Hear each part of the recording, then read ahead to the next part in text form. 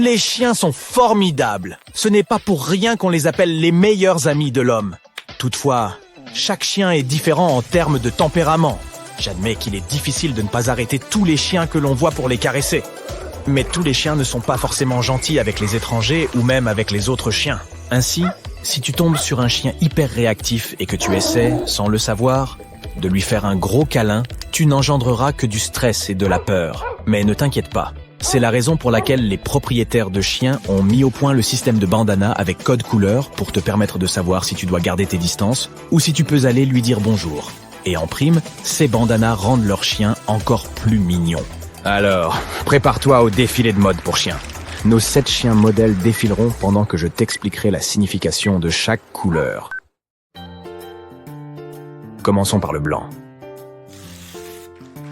Notre premier modèle canin à défiler est Dwight. C'est un Golden Retriever de 11 ans, grand et câlin. Mais que signifie le bandana blanc autour de son cou? Cela va peut-être te briser le cœur, mais cela signifie qu'il a un problème d'audition ou de vue. Ou qu'il est totalement sourd ou aveugle. Mais cela ne veut pas dire que son maître l'aime moins. Regarde comme il est heureux. Et tu seras soulagé de savoir que son état n'a rien à voir avec sa durée de vie. Il a encore de nombreuses années devant lui pour sauter et renifler à tous les coins de rue. Cela signifie seulement de faire attention au risque de l'effrayer quand tu t'approches de lui. Bon, maintenant que tu sais ce que signifie un bandana blanc, regardons les couleurs de l'arc-en-ciel qui se suivent. La première est le rouge. Le rouge peut signifier beaucoup de choses pour nous. Les bipèdes, l'amour, la colère ou la passion. Mais dans le monde des chiens, il est synonyme de danger. Regarde Candy ici, c'est un Rottweiler de 4 ans. Vois-tu son bandana rouge? Cela signifie qu'elle ne sera pas très gentille avec toi si tu t'approches d'elle et que tu essaies de la caresser. Même si tu la vois se montrer affectueuse et câline envers ses maîtres, ne te laisse pas abuser. Ce n'est pas pour rien que ses maîtres lui font porter un bandana rouge. Ils veulent te mettre en garde contre les problèmes de tempérament de leurs chiens. Donc, si tu vois d'autres chiens portant un bandana rouge comme Candy, méfie-toi et ne va pas trop près d'eux. Évite toute interaction et laisse-leur de l'espace, car il ne faut pas les embêter. La prochaine couleur est l'orange. Voici Buddy, le labrador chocolat de 6 ans, qui occupe la scène avec son bandana orange. Cela signifie qu'il est amical envers tous les humains, les adultes, les enfants, etc. Cependant, il n'aime pas être entouré d'autres chiens. Un chien peut ne pas aimer être entouré de ses pairs pour plusieurs raisons. Tout d'abord, il peut avoir vécu un événement traumatisant dans le passé, comme se faire attaquer par un autre chien. Deuxièmement, il peut être effrayé par les autres chiens en raison de leur différence de taille. Troisièmement, il peut les considérer comme une menace pour son statut. Enfin, il peut tout simplement être trop protecteur envers son maître et considérer les autres chiens comme une menace pour sa sécurité et celle de son maître. Quelle que soit la raison, tu sauras qu'un chien a peur ou se sent menacé grâce à ses signes comportementaux. Il peut grogner, montrer des dents, aboyer de manière excessive, dresser les oreilles, ou même essayer de mordre. Si tu es propriétaire d'un chien et que tu fais face à ces problèmes, mais que les réactions de ton chien ne sont pas si intenses, tu peux essayer de le familiariser en permanence au contact d'autres chiens afin qu'il se désensibilise. Mais s'il agit de manière incontrôlée, tu peux demander l'aide d'un comportementaliste canin professionnel. La couleur suivante est celle du soleil. Voici Daisy, le cavalier King Charles de 2 ans, qui se promène sur la piste des chiens, arborant un bandana jaune. Le jaune peut te sembler une couleur joyeuse, mais ce n'est pas vraiment le cas dans le système de couleurs des bandanas. Si un chien porte un bandana jaune, cela signifie qu'il faut l'approcher lentement et avec précaution. En effet, cela signifie que le chien suit une thérapie ou qu'il est handicapé. D'un autre côté, cela peut aussi indiquer qu'il est anxieux et nerveux. Il peut être difficile de prévoir comment il va réagir, et il peut s'énerver facilement. Il faut donc faire preuve de douceur envers le chien, ou rester calme et silencieux en sa présence. De cette manière, tu peux montrer au propriétaire et au chien que tu es un amoureux attentionné de la race canine et que tu as du respect pour les problèmes qu'ils peuvent rencontrer. N'oublie pas qu'il est toujours utile de demander d'abord au propriétaire s'il est d'accord pour que tu t'approches de son chien, et que tu le caresses. Notre prochain modèle de chien est un caniche standard de 2 ans. Tu vois son bandana vert? Notre prochain modèle de chien est un caniche standard de 2 ans. Tu vois son bandana vert? Il a l'air d'un joyeux petit lutin, n'est-ce pas? Tu as probablement deviné juste. Si un chien porte un bandana vert, cela signifie qu'il est amical et sociable.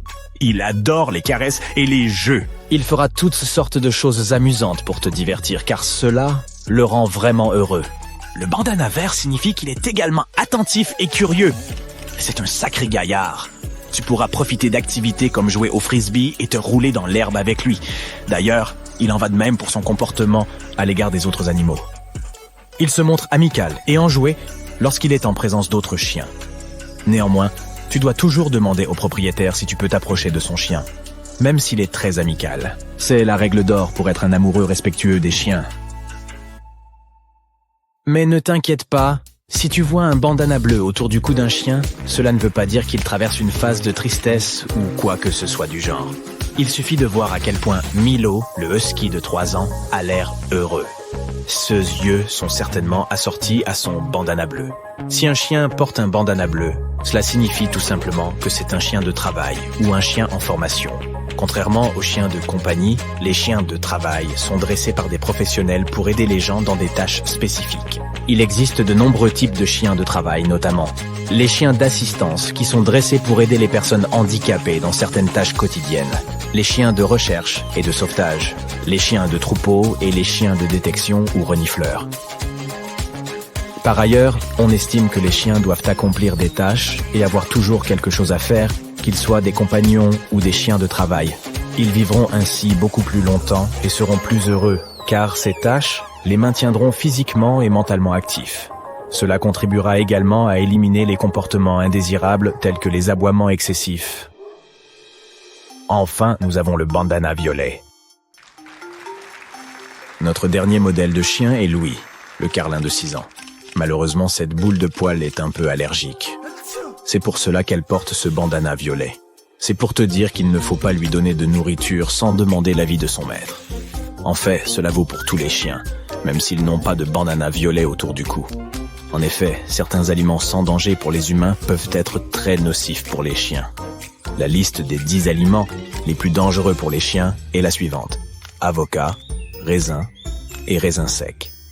Ail et oignons, boissons contenant de la caféine, noix de macadamia, os cuits, sel, lait et autres produits laitiers, édulcorants artificiels, bonbons et chocolat. En revanche, des aliments comme les carottes, les pommes, les concombres, les myrtilles et les haricots verts font partie des options les plus sûres. Toutefois, il est important de noter que si pour certains chiens, certains aliments peuvent être consommés sans danger, d'autres peuvent y être allergiques. Par exemple, le poulet est généralement considéré comme un aliment sûr, mais il peut provoquer des problèmes de peau chez certains chiens. C'est là que le bandana violet s'avère utile. Si un chien en porte un, ne lui donne rien à manger sans consulter son maître.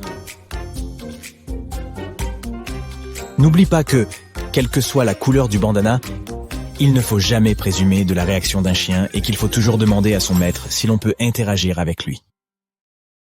Si tu as du mal à ouvrir un récipient ou un bocal, ne fais pas trop d'efforts. Passe le couvercle sous l'eau chaude pendant une demi-minute, puis sèche-le pour pouvoir bien le tenir, et tu verras qu'il s'ouvrira comme par magie. Si tu suis une recette qui demande à la fois de l'ail et des oignons, ajoute d'abord les oignons. Lorsqu'ils deviennent presque translucides, c'est le moment idéal pour ajouter ton ail. L'ail cuit plus vite que les oignons. Par conséquent, si tu mets ces 2 aliments en même temps dans une casserole, l'ail brûlera et ton plat ne sera pas très bon. Tu aimes les avocats ? Voici comment tu peux facilement vérifier s'ils sont mûrs ou non. Jette un coup d'œil à la queue du fruit. Si elle se détache facilement, c'est que l'avocat est bon à manger. Si elle résiste, mieux vaut attendre encore quelques jours, car il n'est pas encore mûr. Voici comment tu peux savoir si un œuf est frais ou non. Casse-le et vérifie le jaune. Si tu vois qu'il est entouré d'un cercle blanc et qu'il est situé bien au milieu, ton œuf est frais.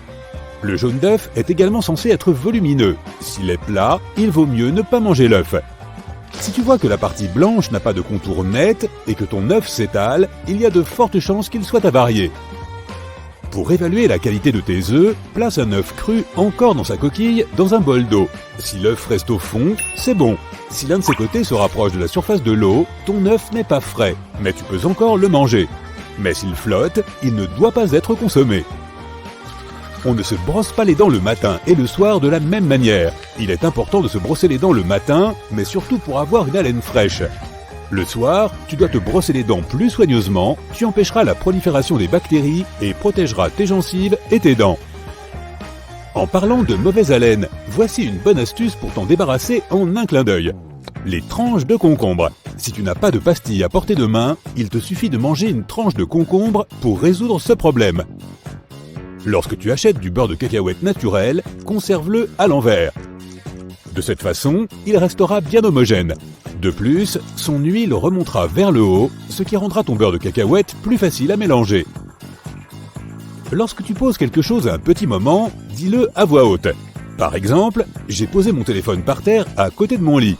Tu mobiliseras ainsi plusieurs parties de ton cerveau, y compris celles qui sont responsables de la parole, et tu t'en souviendras mieux.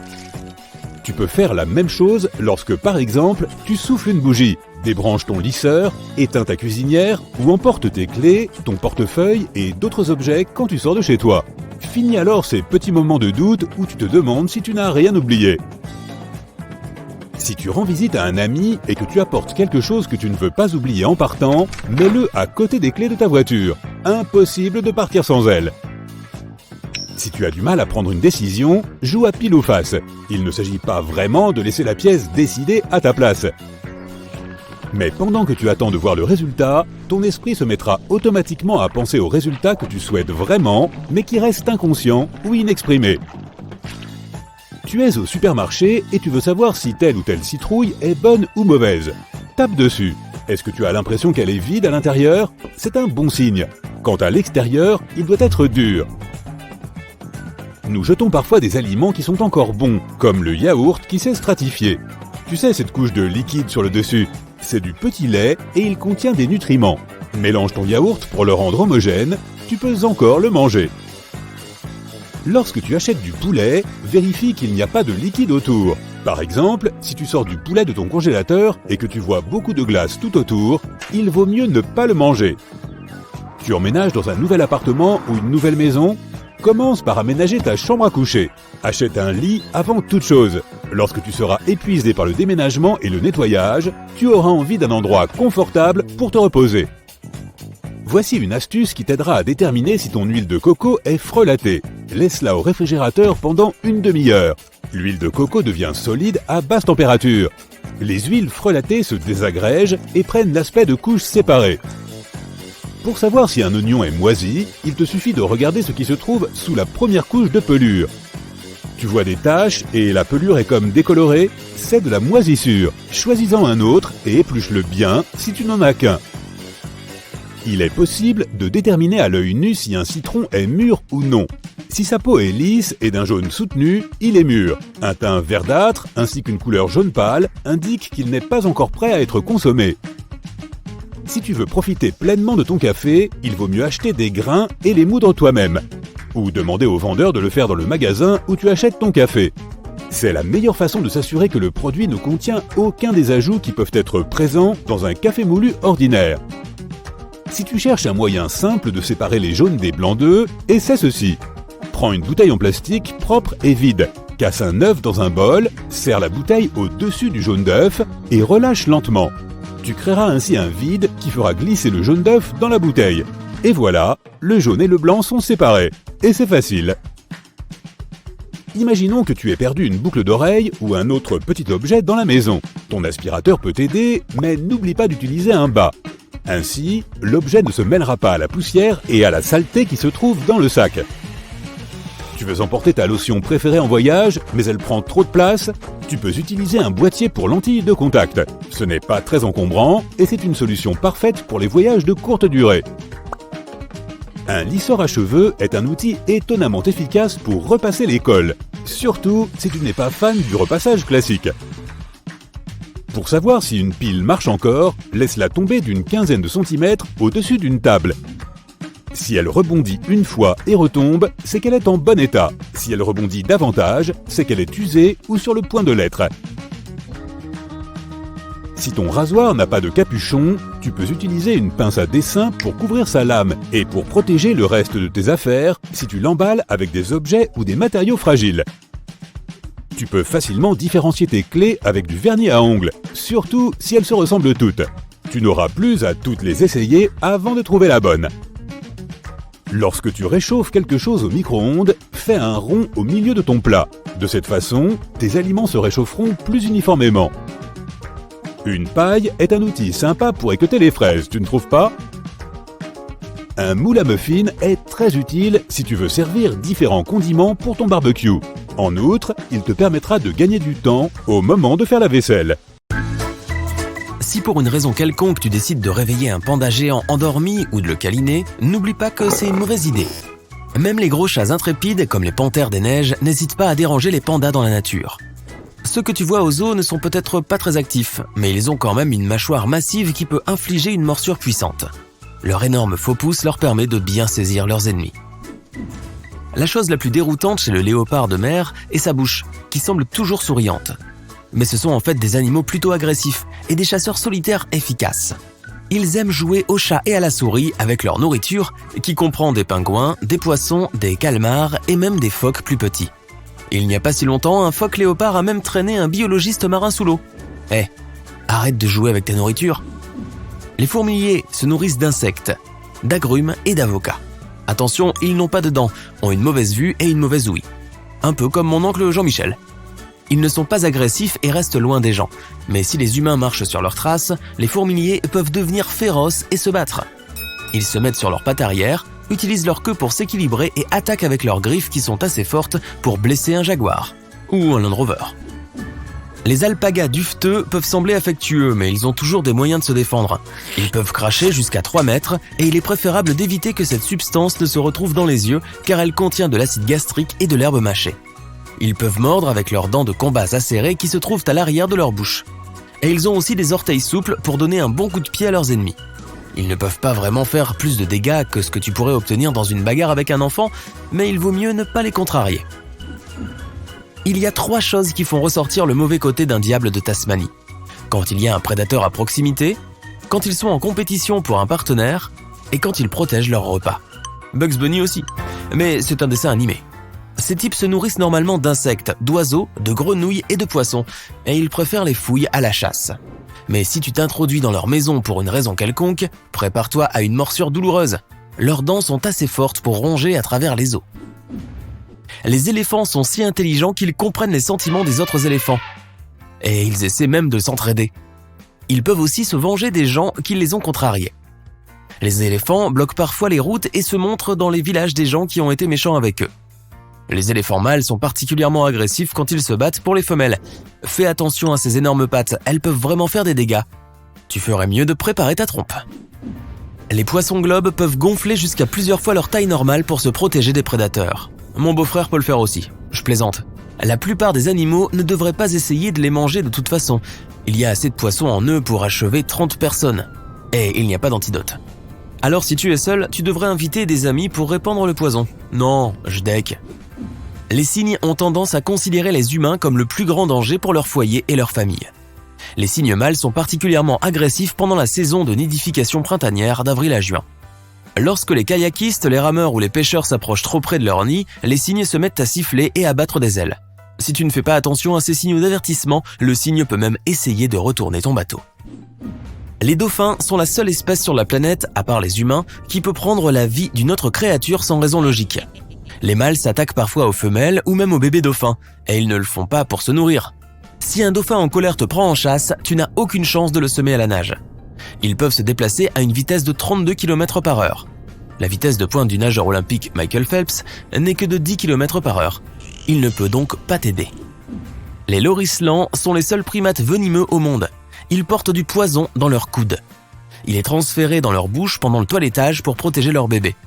De plus, ils effraient les prédateurs tels que les pythons et les faucons aigles en utilisant des marques spéciales qui montrent à quel point ils sont redoutables. Si un lorislan mord une personne qui se retrouve sur son territoire ou l'agace, il peut en résulter des éruptions cutanées, un choc anaphylactique ou bon, tu sais, pire encore. Malgré leur poids massif et leur corps maladroit, les hippopotames peuvent courir beaucoup plus vite que les humains. Et ils ont des dents beaucoup plus aiguisées. Si tu les gênes dans leur course vers le point d'eau, leur agressivité s'en ressent. Mais avant de t'attaquer, ils te donneront quelques signes d'avertissement. Si tu vois un hippopotame bâiller ou faire un bruit qui ressemble à un rire, cela signifie qu'il est sur le point de s'énerver. C'est assez déroutant, pas vrai ? Les pieuvres à anneaux bleus sont vraiment minuscules, mais leur venin est 1000 fois plus puissant que le cyanure. Elles l'utilisent normalement pour chasser les crevettes, les crabes et les petits poissons. Si cette créature se sent menacée, elle fait clignoter ses anneaux bleus en guise d'avertissement. Si tu ne fais pas attention, elle peut te mordre. Tu ne remarqueras peut-être pas la morsure elle-même, mais quelques minutes plus tard, tu constateras sans doute plusieurs des symptômes. Nausées, engourdissements, et même la perte de tes sens et de tes capacités motrices. Fais donc attention. Les cônes sont une créature très dangereuse. Ils perforent leur victime avec une dent qui ressemble à un harpon, puis leur injectent leur venin. Si un cône plus petit t'attaque, tu auras l'impression que c'est une piqûre d'abeille. Mais si tu as la malchance d'en rencontrer un plus gros, cela peut provoquer un engourdissement, un gonflement, une paralysie musculaire, des changements dans ta vision et même des difficultés respiratoires. Les bernaches du Canada vivent près des humains depuis des années. Mais elles se méfient toujours de nous, surtout pendant la saison des amours au printemps.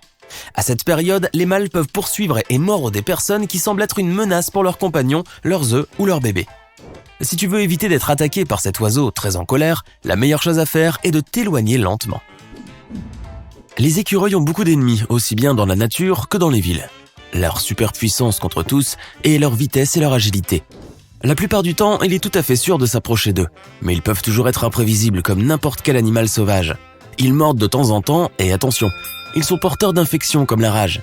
Ils sont plus susceptibles de s'en prendre à des animaux domestiques ou à tes enfants, mais ils peuvent aussi mordre des adultes. Alors pour être sûr, marche toujours derrière tes animaux domestiques ou tes enfants pour les utiliser comme bouclier. Ah, je déconne. Si jamais tu vois un kangourou se lever sur ses pattes de derrière, recule. C'est leur façon de t'avertir qu'ils pensent que tu es une menace pour leur femelle ou leur nourriture. Ce sont de vrais pros de la boxe. Ils ont de très longues pattes et des griffes acérées. Les kangourous sautent en l'air pour donner une force supplémentaire à leurs coups de pied qui sont assez puissants pour briser des os. L'ornithorynque n'a pas de dents et il se nourrit principalement d'insectes et de crustacés. C'est l'un des 2 seuls mammifères qui pondent des œufs. Mais ces espèces étranges peuvent quand même te faire du mal. Les mâles ont des éperons aigus cachés sur les talons de leurs pattes arrière. Ces éperons contiennent un venin assez puissant pour tuer un chien. Les koalas s'hydratent principalement en mangeant des feuilles d'eucalyptus. Et leurs dents et leurs griffes acérées leur procurent toute la protection dont ils ont besoin. Lorsqu'un koala griffe quelqu'un qui veut le câliner un peu trop fort, il peut transmettre des infections désagréables. Les ratons laveurs peuvent facilement s'adapter à n'importe quel environnement, y compris ton derrière. Ils s'attaquent rarement aux humains mais peuvent endommager tes biens et te rendre malade. Ils vont partout pour trouver de la nourriture, des poubelles au nid d'oiseaux, et c'est là qu'ils peuvent attraper un grand nombre d'infections différentes. Outre la maladie, les ratons laveurs peuvent donner aux humains de vilaines blessures qui mettent du temps à guérir.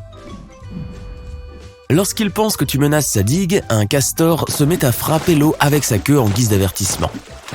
Si tu l'ignores, il essaiera d'utiliser ses dents acérées contre toi pour protéger sa famille. Il est donc préférable de se contenter de faire demi-tour et le laisser tranquille. Les loutres passent une grande partie de leur temps à nager sur le dos, et elles ne se soucient pas de nettoyer après elles. C'est pourquoi elles laissent toujours traîner des morceaux de poisson qui attirent les insectes porteurs de maladies.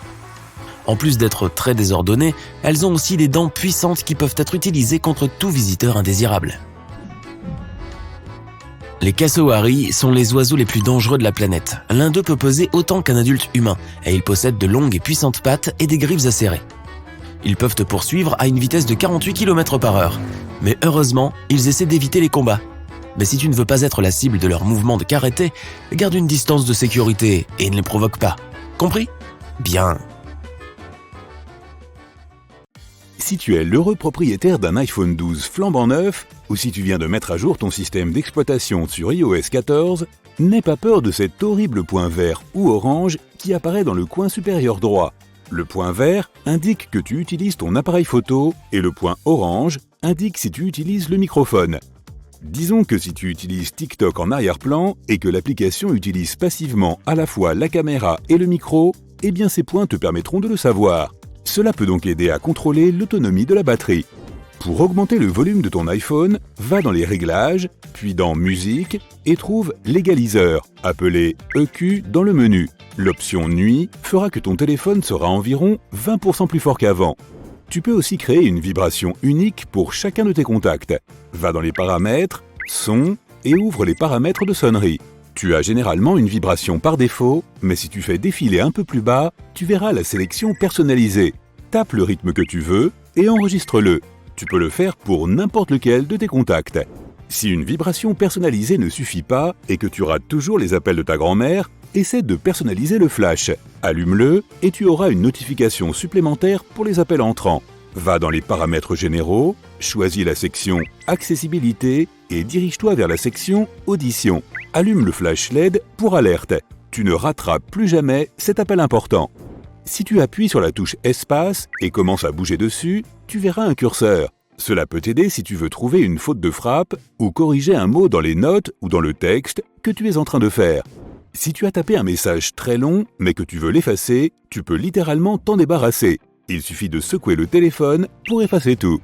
Lorsque tu veux choisir plusieurs icônes, appuie sur une seule d'entre elles et avec un deuxième doigt, ajoute toutes les autres icônes dont tu as besoin. Cette astuce ne marchera pas si tu as un iPhone 6 ou plus vieux. Les nouveaux iPhones sont dotés d'une fonction très pratique qui t'aidera à passer d'une application à une autre. Regarde cette ligne au bas de l'écran. Glisse vers la gauche ou la droite et trouve l'application dont tu as besoin. Finis les double-clics et le centre de notification. Si, comme moi, tu aimes t'endormir sur ta musique préférée ou sur une vidéo YouTube, va dans l'horloge et appuie sur le minuteur et clique sur le bouton quand le minuteur s'arrête. Fais défiler vers le bas jusqu'à ce que tu vois le bouton « Arrêter la lecture ». Cette fonction désactive toutes les applications médias comme la musique, toutes les fenêtres qui diffusent des sons ou des vidéos et même l'application YouTube. Plutôt pratique si tu t'es déjà réveillé à 3h du matin au milieu d'une vidéo quelconque qui continuait à être diffusée automatiquement. Ouais. Nous sommes tous habitués au système de messagerie, mais les e-messages sont super amusants. Appuie sur le bouton « Envoyer » pour ajouter différents effets spéciaux à ton message. La section des bulles a 4 fonctions. L'encre invisible rend impossible la lecture du message à moins de l'essuyer avec un doigt. Fais glisser le doigt de droite à gauche et de gauche à droite pour l'effacer en quelque sorte. Avec l'effet discret, les lettres semblent vraiment minuscules au début, mais ensuite, elles deviennent plus grandes. L'effet voyant, à l'inverse, les fait apparaître d'un seul coup, de sorte qu'elles paraissent beaucoup plus grandes, mais la taille revient à la normale en quelques secondes. L'effet impact fait également cela. Le message arrive littéralement sur l'écran comme par magie. Appuie sur le bouton de droite appelé écran. C'est très amusant. Par exemple, il y a l'effet écho qui fait que l'écran de ton ami soit submergé de bulles de texte. Glisse vers la droite pour voir d'autres effets. Il y en a certainement un pour le message que tu vas envoyer. La police de l'iPhone possède aussi différentes tailles. Pour la rendre plus grande ou plus petite, va dans la section Affichage et luminosité dans la section Paramètres. Touche la taille du texte et ajuste-la comme tu le souhaites. Tu peux prendre un selfie non seulement à l'aide du bouton de volume de ton téléphone, mais aussi en appuyant simplement sur le bouton sur les écouteurs. Cette astuce est destinée aux utilisateurs d'iPhone, mais de nombreux Android proposent aussi cela. Attention, cela fonctionne généralement avec les écouteurs d'origine. Les iPhones n'ont peut-être pas la batterie la plus longue, mais ils battent tout le monde en matière de qualité des photos. Active la grille dans les paramètres de l'appareil photo. Va dans Général, choisis Appareil photo pour activer la grille. Elle peut t'aider à faire de merveilleuses compositions pour tes photos. Si tu aimes taper avec une seule main, il est probablement grand temps de choisir le bon clavier. Pendant que tu tapes, maintiens le bouton Globe enfoncé. 3 claviers apparaîtront. Celui de gauche est à utiliser chaque fois que tu tapes en tenant ton téléphone avec la main gauche. Celui du milieu est pour les 2 mains et celui de droite est pour taper avec la main droite uniquement. Si tu aimes écrire de longues phrases romantiques dans tes notes, mais que tu ne veux pas que quelqu'un les lise, mets un mot de passe à l'une de tes notes. Il y a 2 façons de le faire, selon le modèle de ton iPhone. Pour l'iPhone 6, tu dois glisser de droite à gauche pour faire apparaître 3 icônes: cadenas, dossier et corbeille. Utilise la poubelle si ta lettre romantique n'est pas bonne, et le cadenas pour la protéger des regards indiscrets. Règle le mot de passe, mais assure-toi de bien t'en souvenir, tu ne pourras pas l'éliminer.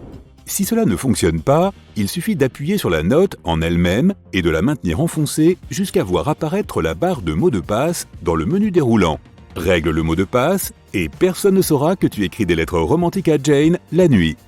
Les derniers modèles d'iPhone prennent en charge une fonction super cool. Tu peux maintenant faire une capture d'écran de toute la page du navigateur dans un seul fichier. Pour ce faire, appuie sur le bouton du volume et sur le bouton de marche.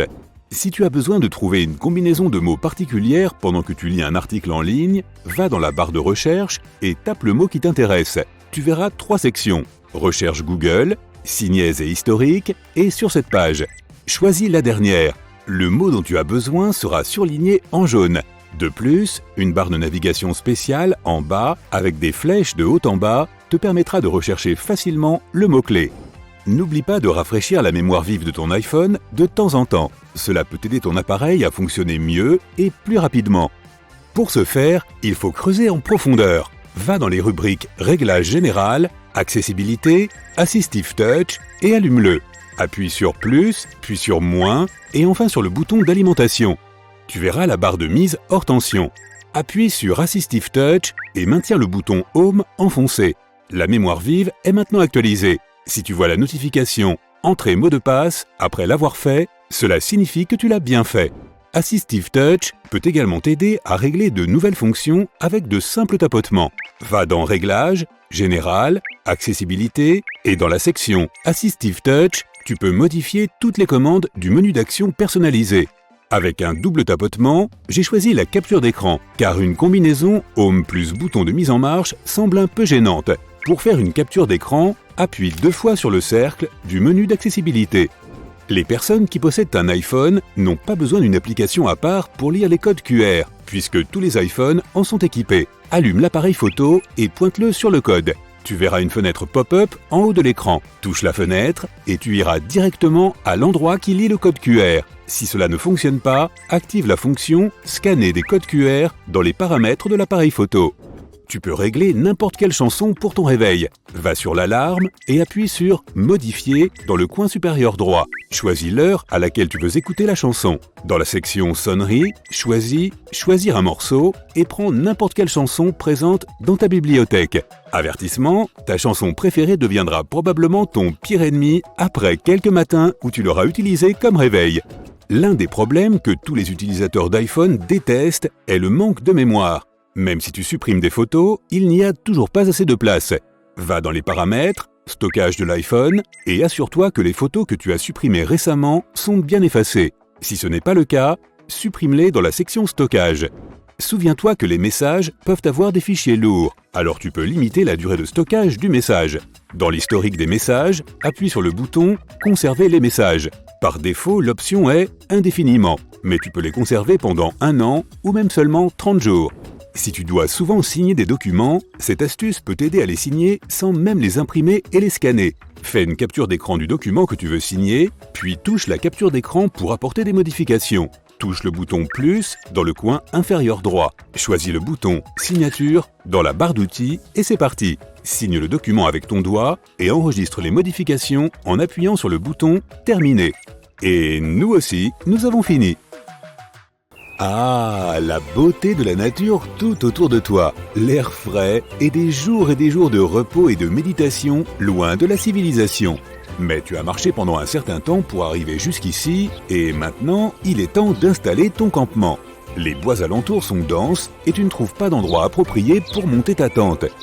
Puis tu vois une belle parcelle de verdure complètement dépourvue d'arbres et parsemée de quelques petits buissons. Tu y vas satisfait de ta trouvaille et tu commences à installer ta tente.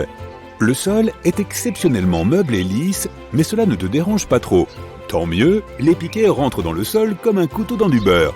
Quand tu as fini, il fait déjà nuit, alors tu entres dans la tente et tu te glisses dans ton sac de couchage bien douillet. Tu te réveilles avec la sensation que quelque chose ne va pas. Tu te sens mouillé ? Tu commences à te tortiller à l'intérieur de ton sac de couchage et oui, il est presque complètement trempé par en dessous. Tu te précipites hors de la tente aussi vite que possible et tu vois qu'elle commence à s'enfoncer dans le sol. Il s'avère que tu as installé ton campement sur un marécage. Et tu as eu de la chance. Les marécages ne sont pas toujours évidents. Parfois, tu ne les remarqueras même pas avant de plonger dans la boue et de te retrouver avec des ennuis jusqu'aux genoux. Sortir de là peut aussi être compliqué. La mousse et les racines créent une espèce de matelas souple qui te tire lentement vers le bas. Et lorsque tu essaies de lever les pieds, tu risques de te retrouver sans tes bottes. Il est assez facile de reconnaître un marécage forestier quand on sait ce qu'il faut chercher.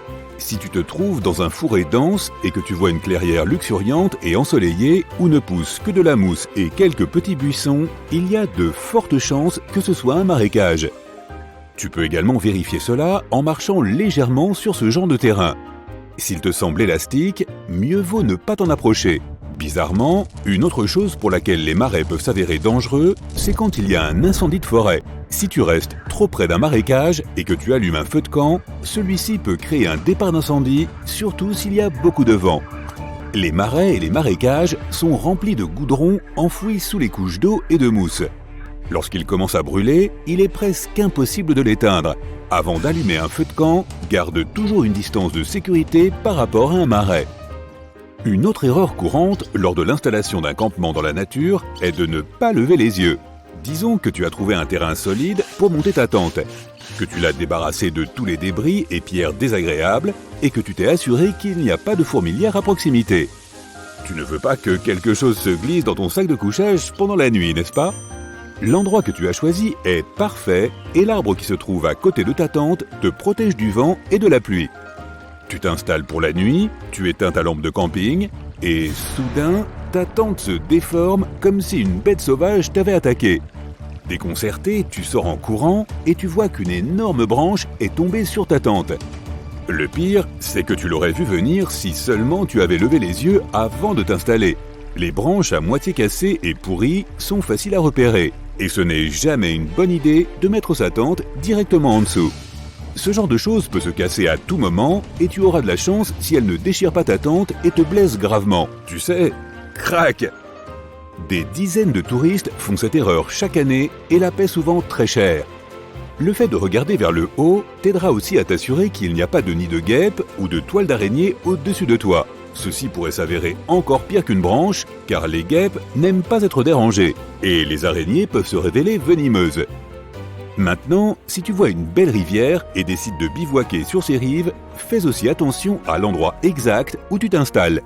Si tu restes trop près de l'eau, surtout au printemps ou en automne, il y a de fortes chances que tu te retrouves dans la flotte au milieu de la nuit.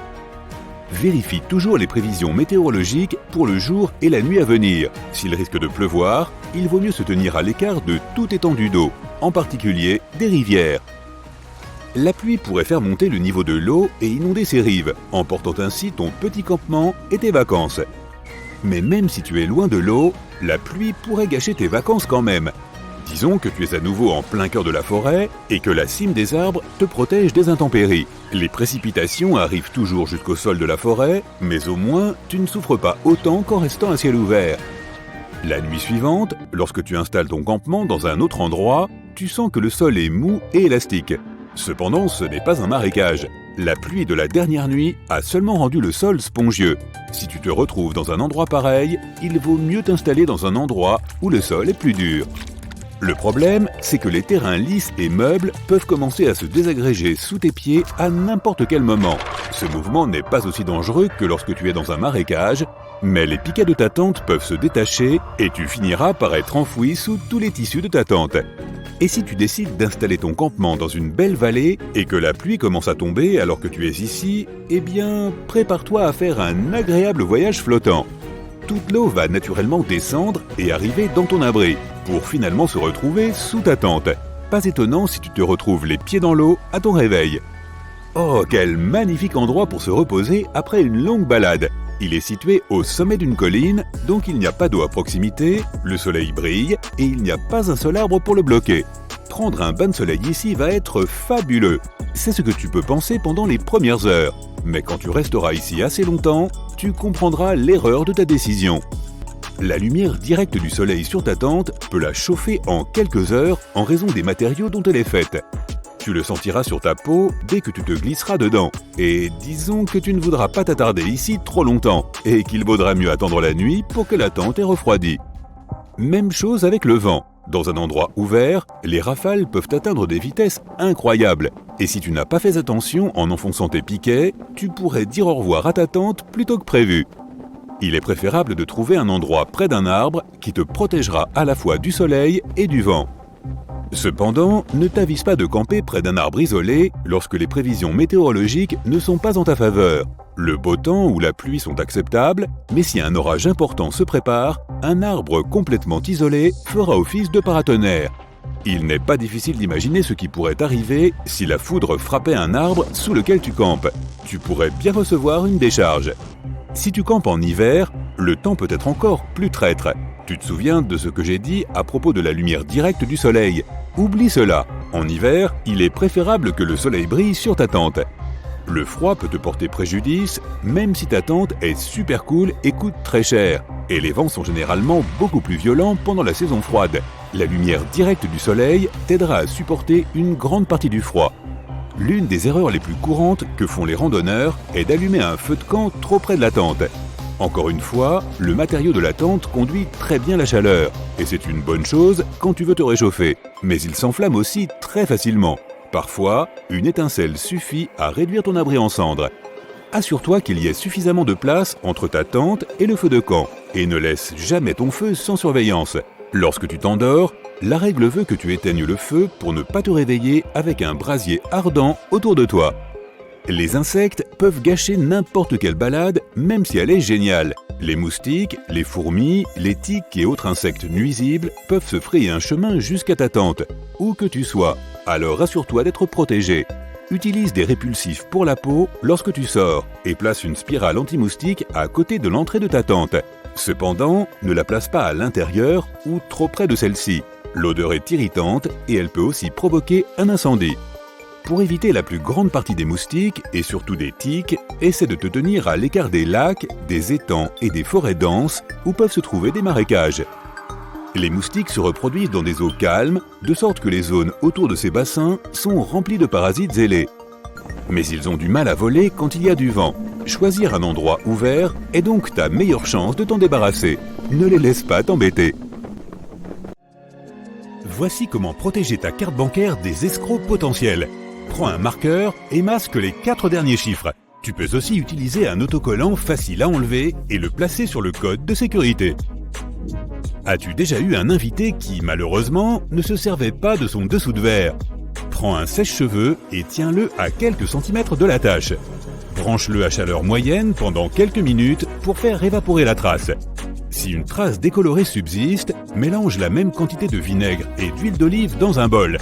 Applique-le sur la zone marquée et frotte jusqu'à ce que la tache disparaisse, puis essuie.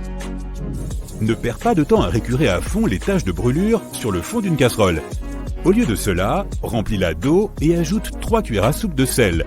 Laisse reposer toute la nuit pour que le sel dissolve les résidus de cuisine et le matin, vide l'eau de la casserole. De cette façon, il sera beaucoup plus facile d'enlever toute cette graisse. Imagine la scène. Tu es en vacances et ta chemise est toute froissée dans ta valise. Tu en as besoin ce soir, mais l'hôtel n'a pas de fer à repasser. Pas de panique, accroche la chemise dans la salle de bain et pendant que tu te prélasses sous une douche bien chaude, la chaleur et l'humidité vont défroisser ta chemise. Ok, ce ne sera pas parfait, mais ça ira beaucoup mieux, et le tout sans aucun effort. Le match de foot va commencer d'un instant à l'autre et il s'avère que tu n'as plus de pile adaptée pour ta télécommande. Tu peux utiliser une pile plus petite à la place, qui rentrera facilement à l'intérieur. Maintenant, prends du papier d'aluminium et froisse-le.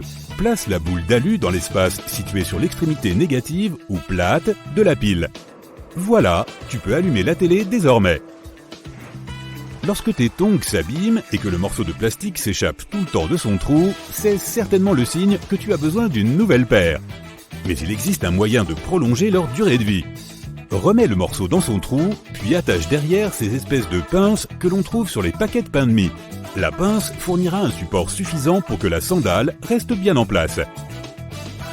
Tu as reçu un colis et la facture est scotchée dessus. Tu as réussi à la détacher de la boîte, mais ensuite, comment décoller le scotch sans déchirer le papier? Saisis les 2 extrémités du ruban adhésif. Si tu tires lentement, le ruban va s'étirer et se séparer du papier sans le déchirer. Les sachets fraîcheur sont parfaits pour garder les choses bien au sec, mais ce serait génial s'ils étaient plus grands, non? Prends-en 2 et retourne l'un d'eux. Ils peuvent maintenant se fixer l'un à l'autre et former un grand sac, assez grand pour protéger un clavier par exemple.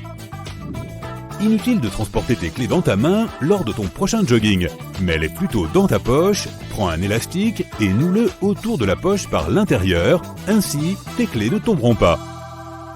Tu as cassé ta clé dans la porte, elle est coincée dedans. Super! Faire appel à un serrurier risque de coûter plus d'une centaine d'euros. Pour une solution moins chère et plus rapide, essaie d'utiliser un bâton de colle chaude. Chauffe l'extrémité à l'aide d'un briquet et une fois qu'elle est suffisamment chaude pour fondre, introduis la colle dans le trou de serrure. La colle fondue entrera dans l'espace disponible, recouvrant une partie de la clé. Une fois refroidie, elle se combinera et se fixera solidement à l'extrémité de la clé qu'il ne te restera plus qu'à extraire. Si tu dois siphonner du liquide à travers un tuyau et que tu veux éviter de le mettre dans ta bouche, plonge une extrémité dans le liquide et tiens l'autre bout vers le haut avec ton pouce qui ferme le haut. Maintenant, remue de haut en bas. Ce mouvement de secousse poussera le liquide vers le haut un peu plus à chaque fois. Une fois qu'il aura atteint le sommet, rabaisse le tuyau et laisse la gravité faire le reste. Tu as oublié tes clés de voiture dans ton véhicule verrouillé. C'est un vieux modèle avec une fenêtre mécanique. Tu pourrais prendre un cintre et chercher à débloquer la serrure, mais c'est long et compliqué. Ou alors tu peux utiliser du ruban adhésif. Fais une vingtaine de bandes de 60 cm de long, colle-les sur la fenêtre en laissant suffisamment de place pour que le ruban puisse s'attraper par le bas. Ensuite, avec un ami, prends les extrémités du ruban adhésif et en les maintenant ensemble, tire le gros scotch vers le bas. La force exercée permettra à la fenêtre de s'abaisser suffisamment pour que vous puissiez déverrouiller la porte. Lorsque tu plantes de grandes vis dans du bois dur, il se peut que ta vieille perceuse ne soit pas assez puissante, ce qui les laisse à moitié enfoncées avant qu'elle ne déclare forfait. Prends donc un bloc de cire et frotte les bords de tes vis avec. La cire fonctionne comme un lubrifiant, elle fond lorsqu'elle est chaude et facilitera le passage de la vis. Tu es parti en camping, mais tu n'as rien apporté pour allumer le barbecue. Prends un petit sac en plastique bien hermétique. Remplis-le d'eau et ferme-le soigneusement en formant un ballon rond. Maintiens-le au-dessus de l'endroit où tu veux capter la lumière du soleil. Le sac d'eau fonctionnera comme une loupe, allumant le barbecue. Évidemment, il faut que ce soit un jour de grand soleil. Tu as aussi oublié ton tire-bouchon ou ton bouchon s'est cassé à moitié dans le goulot. À l'aide d'un briquet, chauffe le haut de la bouteille. La chaleur dilatera légèrement le verre, ce qui éjectera le bouchon par le haut. Tu as encore mis de la superglue sur tes doigts? Prends du sel et verse-le sur tes doigts collés. Mets tes doigts sous l'eau et frotte délicatement. Le mélange va dissoudre la colle et te libérer en un rien de temps. En accrochant un tableau, il peut être impossible de trouver la bonne distance entre le mur et le tableau.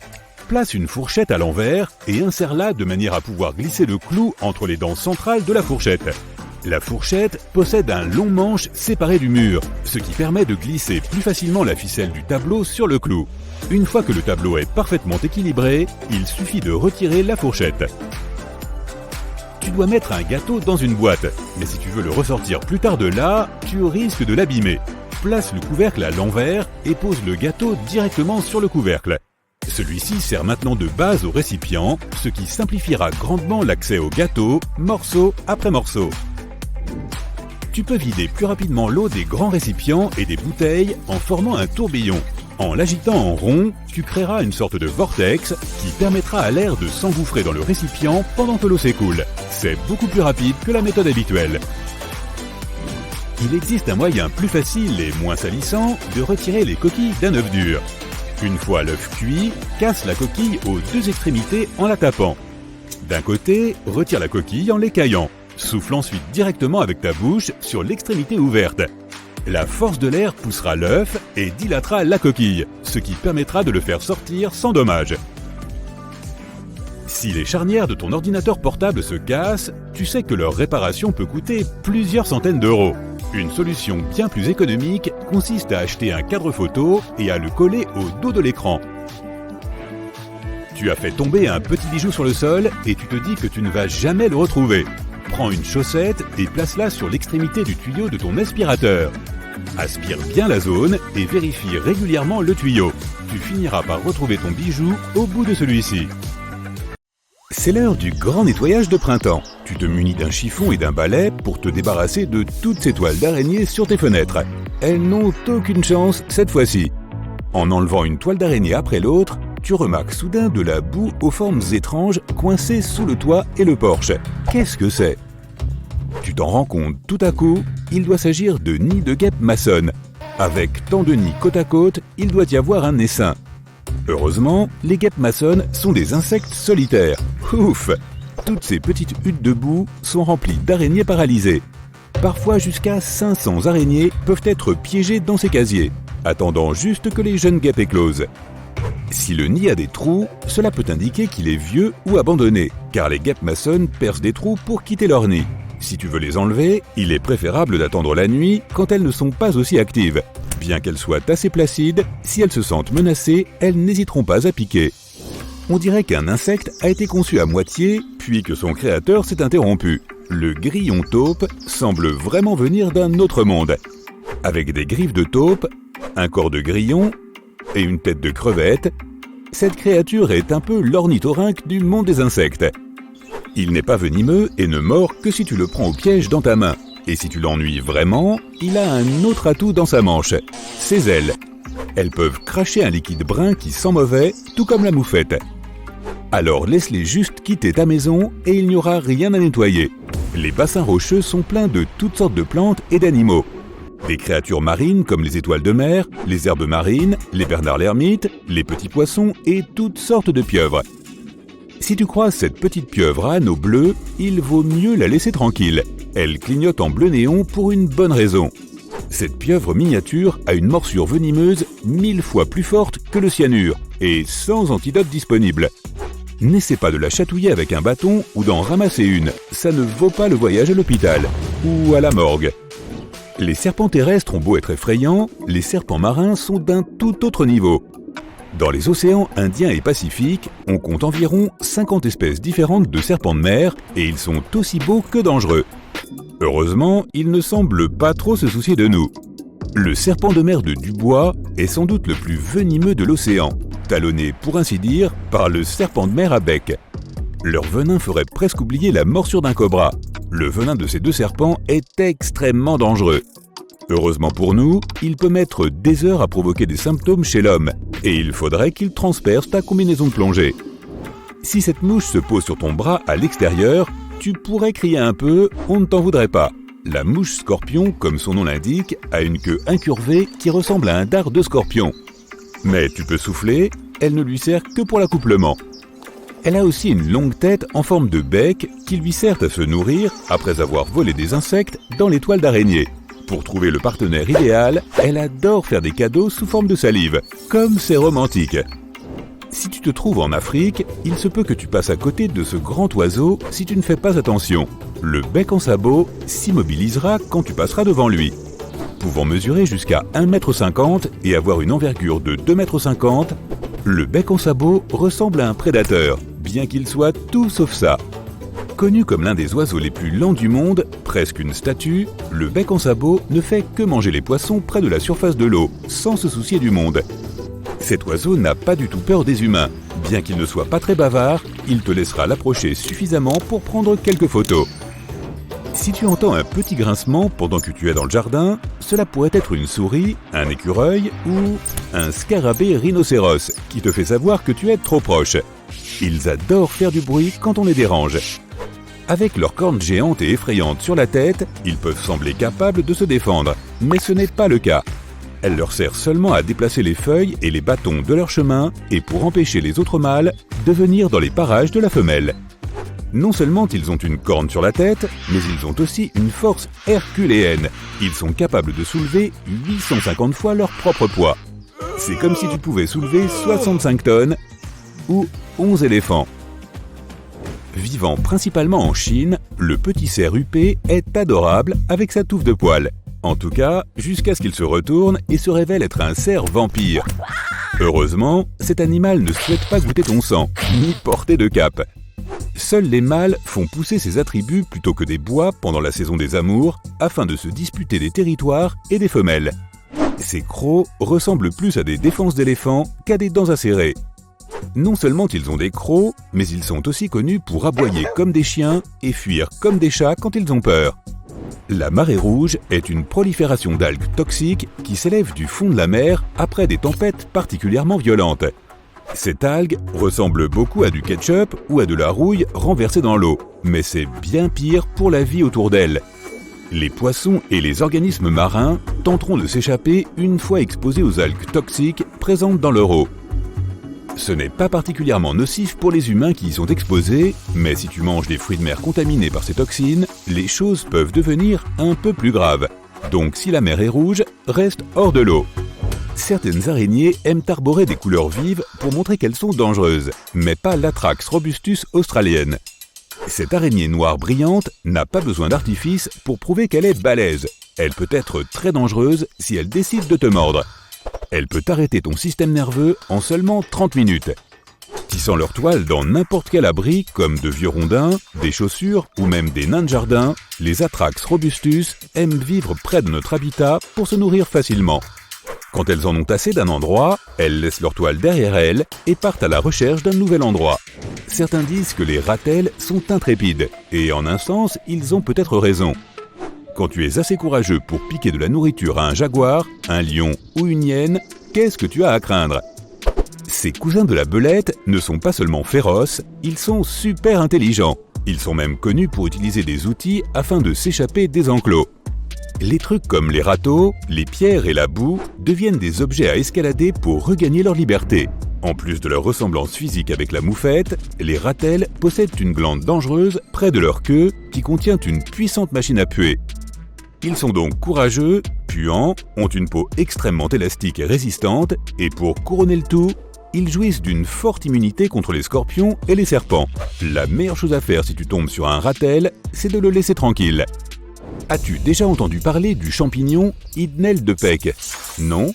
Et son autre nom, le champignon aux dents qui saignent. Ce champignon n'est pas toxique, mais il a un goût si amer que tu devrais y réfléchir à 2 fois avant d'en goûter un. Quand il est jeune et en pleine croissance, ce champignon blanc semble avoir de la gelée rouge qui sort de ses pores.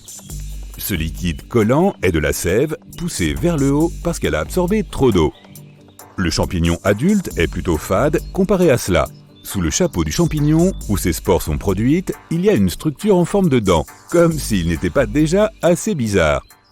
Les diables de Tasmanie ont la réputation d'avoir très mauvais caractère lorsqu'ils se sentent menacés par un prédateur, lorsqu'ils se battent avec d'autres mâles ou lorsqu'ils cherchent une place à table pour le dîner. On les surnomme diables à cause de leurs dents et de l'un des cris les plus effrayants qui soient au milieu de la nuit. Ils mangent à peu près tout ce qu'ils peuvent trouver. Ils n'ont pas l'habitude d'aller vers les gens, bien qu'ils sachent se défendre s'ils sont menacés. Et vu comme leur morsure est puissante, heureusement que les diables de Tasmanie préfèrent s'échapper. Les gens arrêtent leur voiture en plein milieu de l'autoroute et en sortent fascinés, les yeux rivés au ciel. Dans les villes, la foule se presse dans la rue. Les balcons et les toits des maisons sont pleins de gens qui fixent la lune, ébahis. Elle est rouge. Certains crient que c'est la fin du monde. D'autres cherchent à s'abriter. Effectivement, notre lune au blanc perpétuel semble avoir été aspergée de peinture rouge. Aucune raison d'avoir peur si tu assistes à un tel spectacle. Au contraire, profites-en. Un phénomène astronomique rare se déroule sous tes yeux. Il s'agit d'une éclipse totale de lune. Voici le Soleil, l'étoile située au cœur de notre système solaire. Et voilà Mercure, Vénus et enfin la Terre et la Lune. La Terre met 365 jours pour parcourir la totalité de son trajet orbital autour de l'étoile centrale. Dans le même temps, la Lune orbite autour de la Terre et en effectue le tour complet en 27 jours. La Terre crée une zone d'ombre qui traverse parfois la Lune. Cette ombre a une forme conique qui devient progressivement plus étroite. L'astre lunaire se trouve à une distance de 384 000 km de notre planète, soit 9 fois la longueur de l'équateur. À cette distance, la surface de l'ombre est environ 2,6 fois plus large que la Lune. Une fois dans cette zone, la lumière directe du soleil ne peut donc pas l'atteindre. Dans ce cas, elle aurait dû disparaître dans l'obscurité. Pourtant, elle est visible et devenue rouge. Cela se produit car les rayons du soleil traversent l'atmosphère terrestre. Quand les conditions sont réunies et qu'ils se dispersent, une grande partie de la lumière bleue s'évanouit. Les rayons rouges et oranges, quant à eux, continuent leur chemin et atteignent la surface de la Lune. Voilà, tu es le témoin d'un phénomène appelé la lune de sang. D'ailleurs, cette courbure de la lumière se produit au coucher et au lever du soleil. L'atmosphère diffracte la lumière bleue et le ciel apparaît rouge-orangé. Si tu te tenais à la surface de la Lune pendant une éclipse lunaire totale, la Terre se trouverait exactement entre toi et le Soleil. Tu pourrais alors observer une éclipse solaire. La surface de la Terre deviendrait entièrement sombre pour toi. Tout ce que tu verrais serait la couronne du Soleil qui illuminerait les bords de la planète. Quand on regarde la Terre depuis la Lune, elle a presque la même taille que la Lune observée depuis la Terre. Une éclipse de lune aussi rouge est rare, car plusieurs facteurs doivent coïncider. L'un d'eux est que la Lune doit être pleine. En général, on peut voir 2 éclipses totales de lune par an. En 2038, tu pourras voir 4 éclipses de ce type. Et l'éclipse elle-même peut durer jusqu'à 108 minutes. Mais cela reste exceptionnel. La dernière fois qu'une lune de sang aussi longue a été observée, c'était en 2000. Il y a longtemps, les populations n'avaient pas la même connaissance de notre satellite, et la vue d'une lune rouge pouvait paraître effrayante. On avait tendance à l'interpréter comme un signe négatif et un présage de mauvais augure. Ceux qui connaissaient le calendrier des éclipses pouvaient en tirer profit. Par exemple, Christophe Colomb avait un almanach astronomique et savait quand aurait lieu la prochaine éclipse de lune. Il a volontairement terrifié les habitants des îles Caraïbes lorsqu'il a soi-disant prédit la lune rouge. La Lune a réellement été une boule de lave rouge par le passé. On fait référence ici à un passé lointain, il y a 4,5 milliards d'années. Voici notre système solaire. C'est plein de poussière et d'astéroïdes qui se heurtent constamment les uns aux autres comme dans une sorte de grand billard spatial. Voici la Terre. Elle commence tout juste à se refroidir après les impacts constants d'astéroïdes et de comètes. C'est alors que Theia apparaît à l'horizon. Une planète de la taille de Mars. Elle avait une orbite chaotique et s'approchait de la Terre en spirale.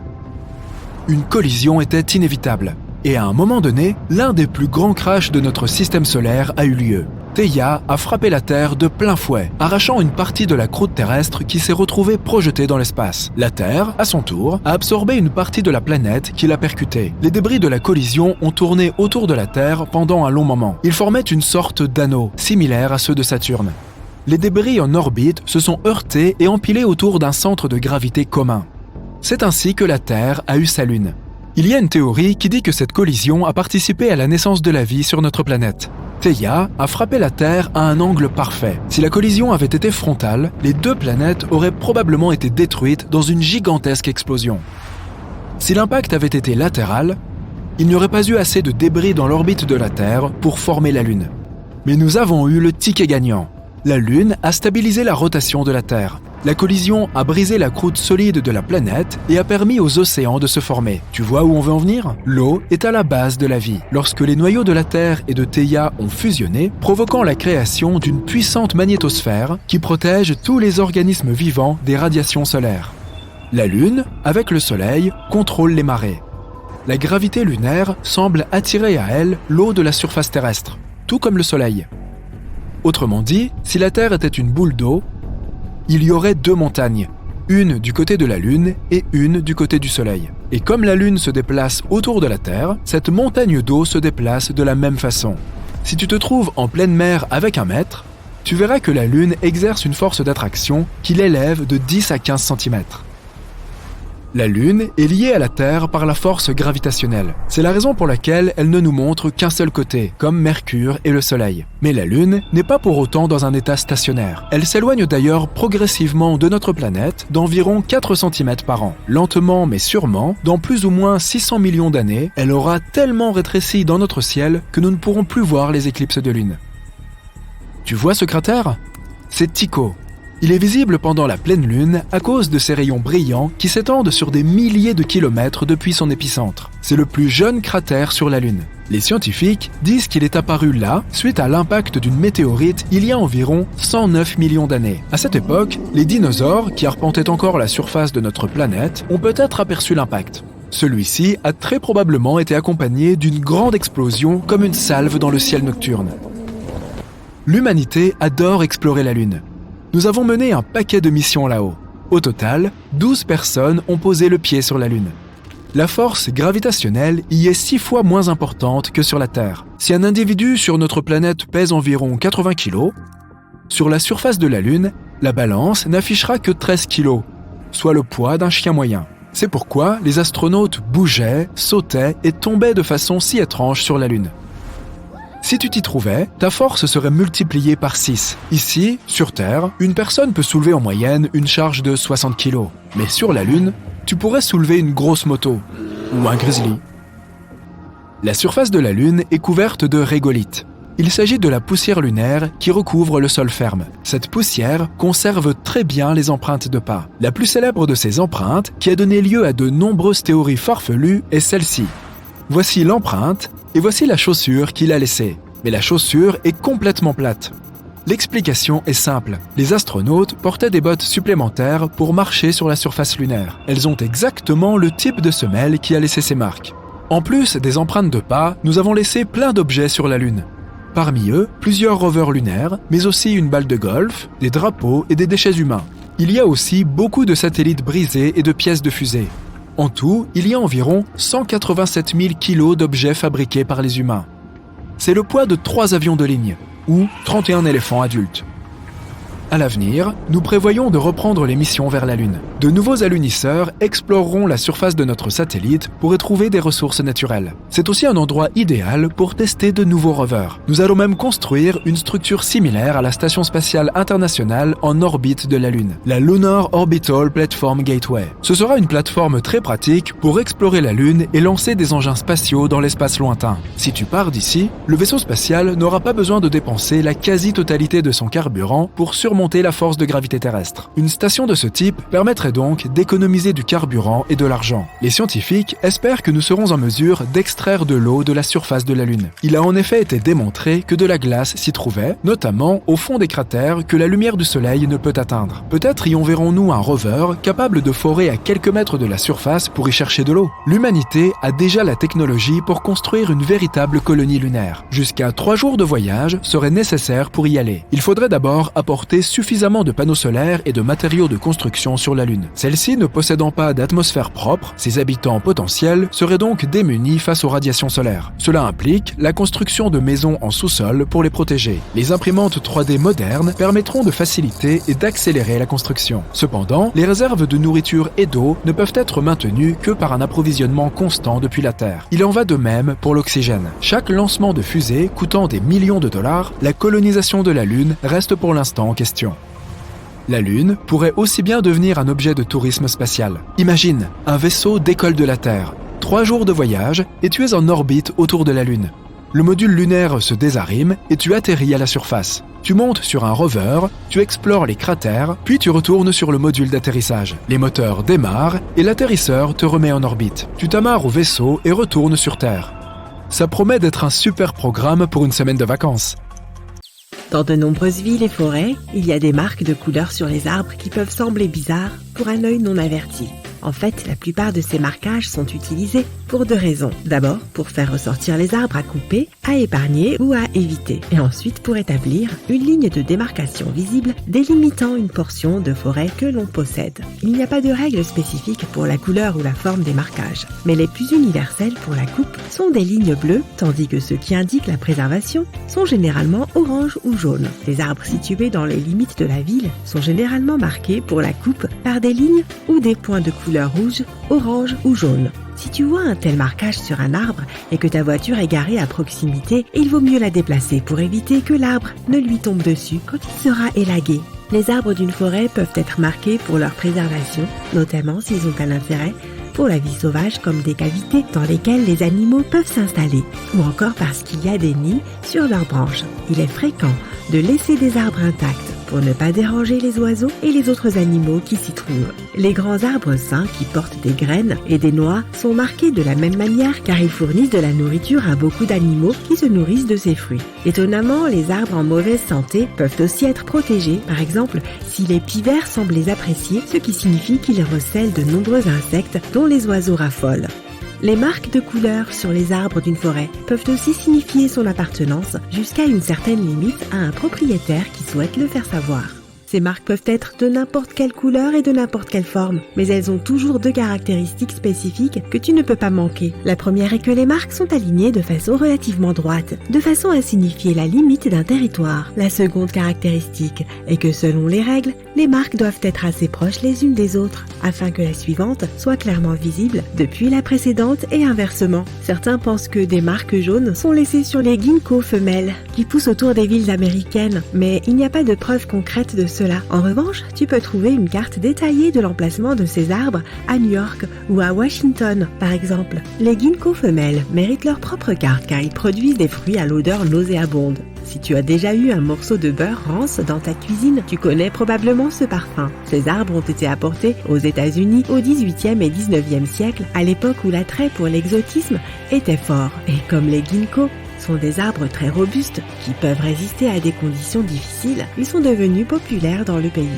De nombreuses villes les ont plantés à des fins de décoration, mais malheureusement, beaucoup d'entre eux se sont avérés être des femelles. Pour éviter que les arbres ne répandent leur odeur désagréable dans les villes, ils ont été pulvérisés avec une solution spéciale qui les empêche de fructifier. La solution est sans danger pour les gens et les animaux. Il n'y a donc pas lieu de s'inquiéter de se trouver à proximité quand ils se font traiter. Des marques de couleurs peuvent aussi être vues dans les rues, pas seulement sur les arbres. Si tu te promènes dans la ville et que tu vois une ligne rouge sur le trottoir par exemple, cela signifie qu'il y a une ligne ou un câble électrique en dessous. Ces lignes sont rouges pour attirer l'attention sur le danger potentiel. Car si les câbles sont endommagés en creusant, cela peut entraîner de graves problèmes. Peut-être même pire qu'avec les tuyaux de gaz.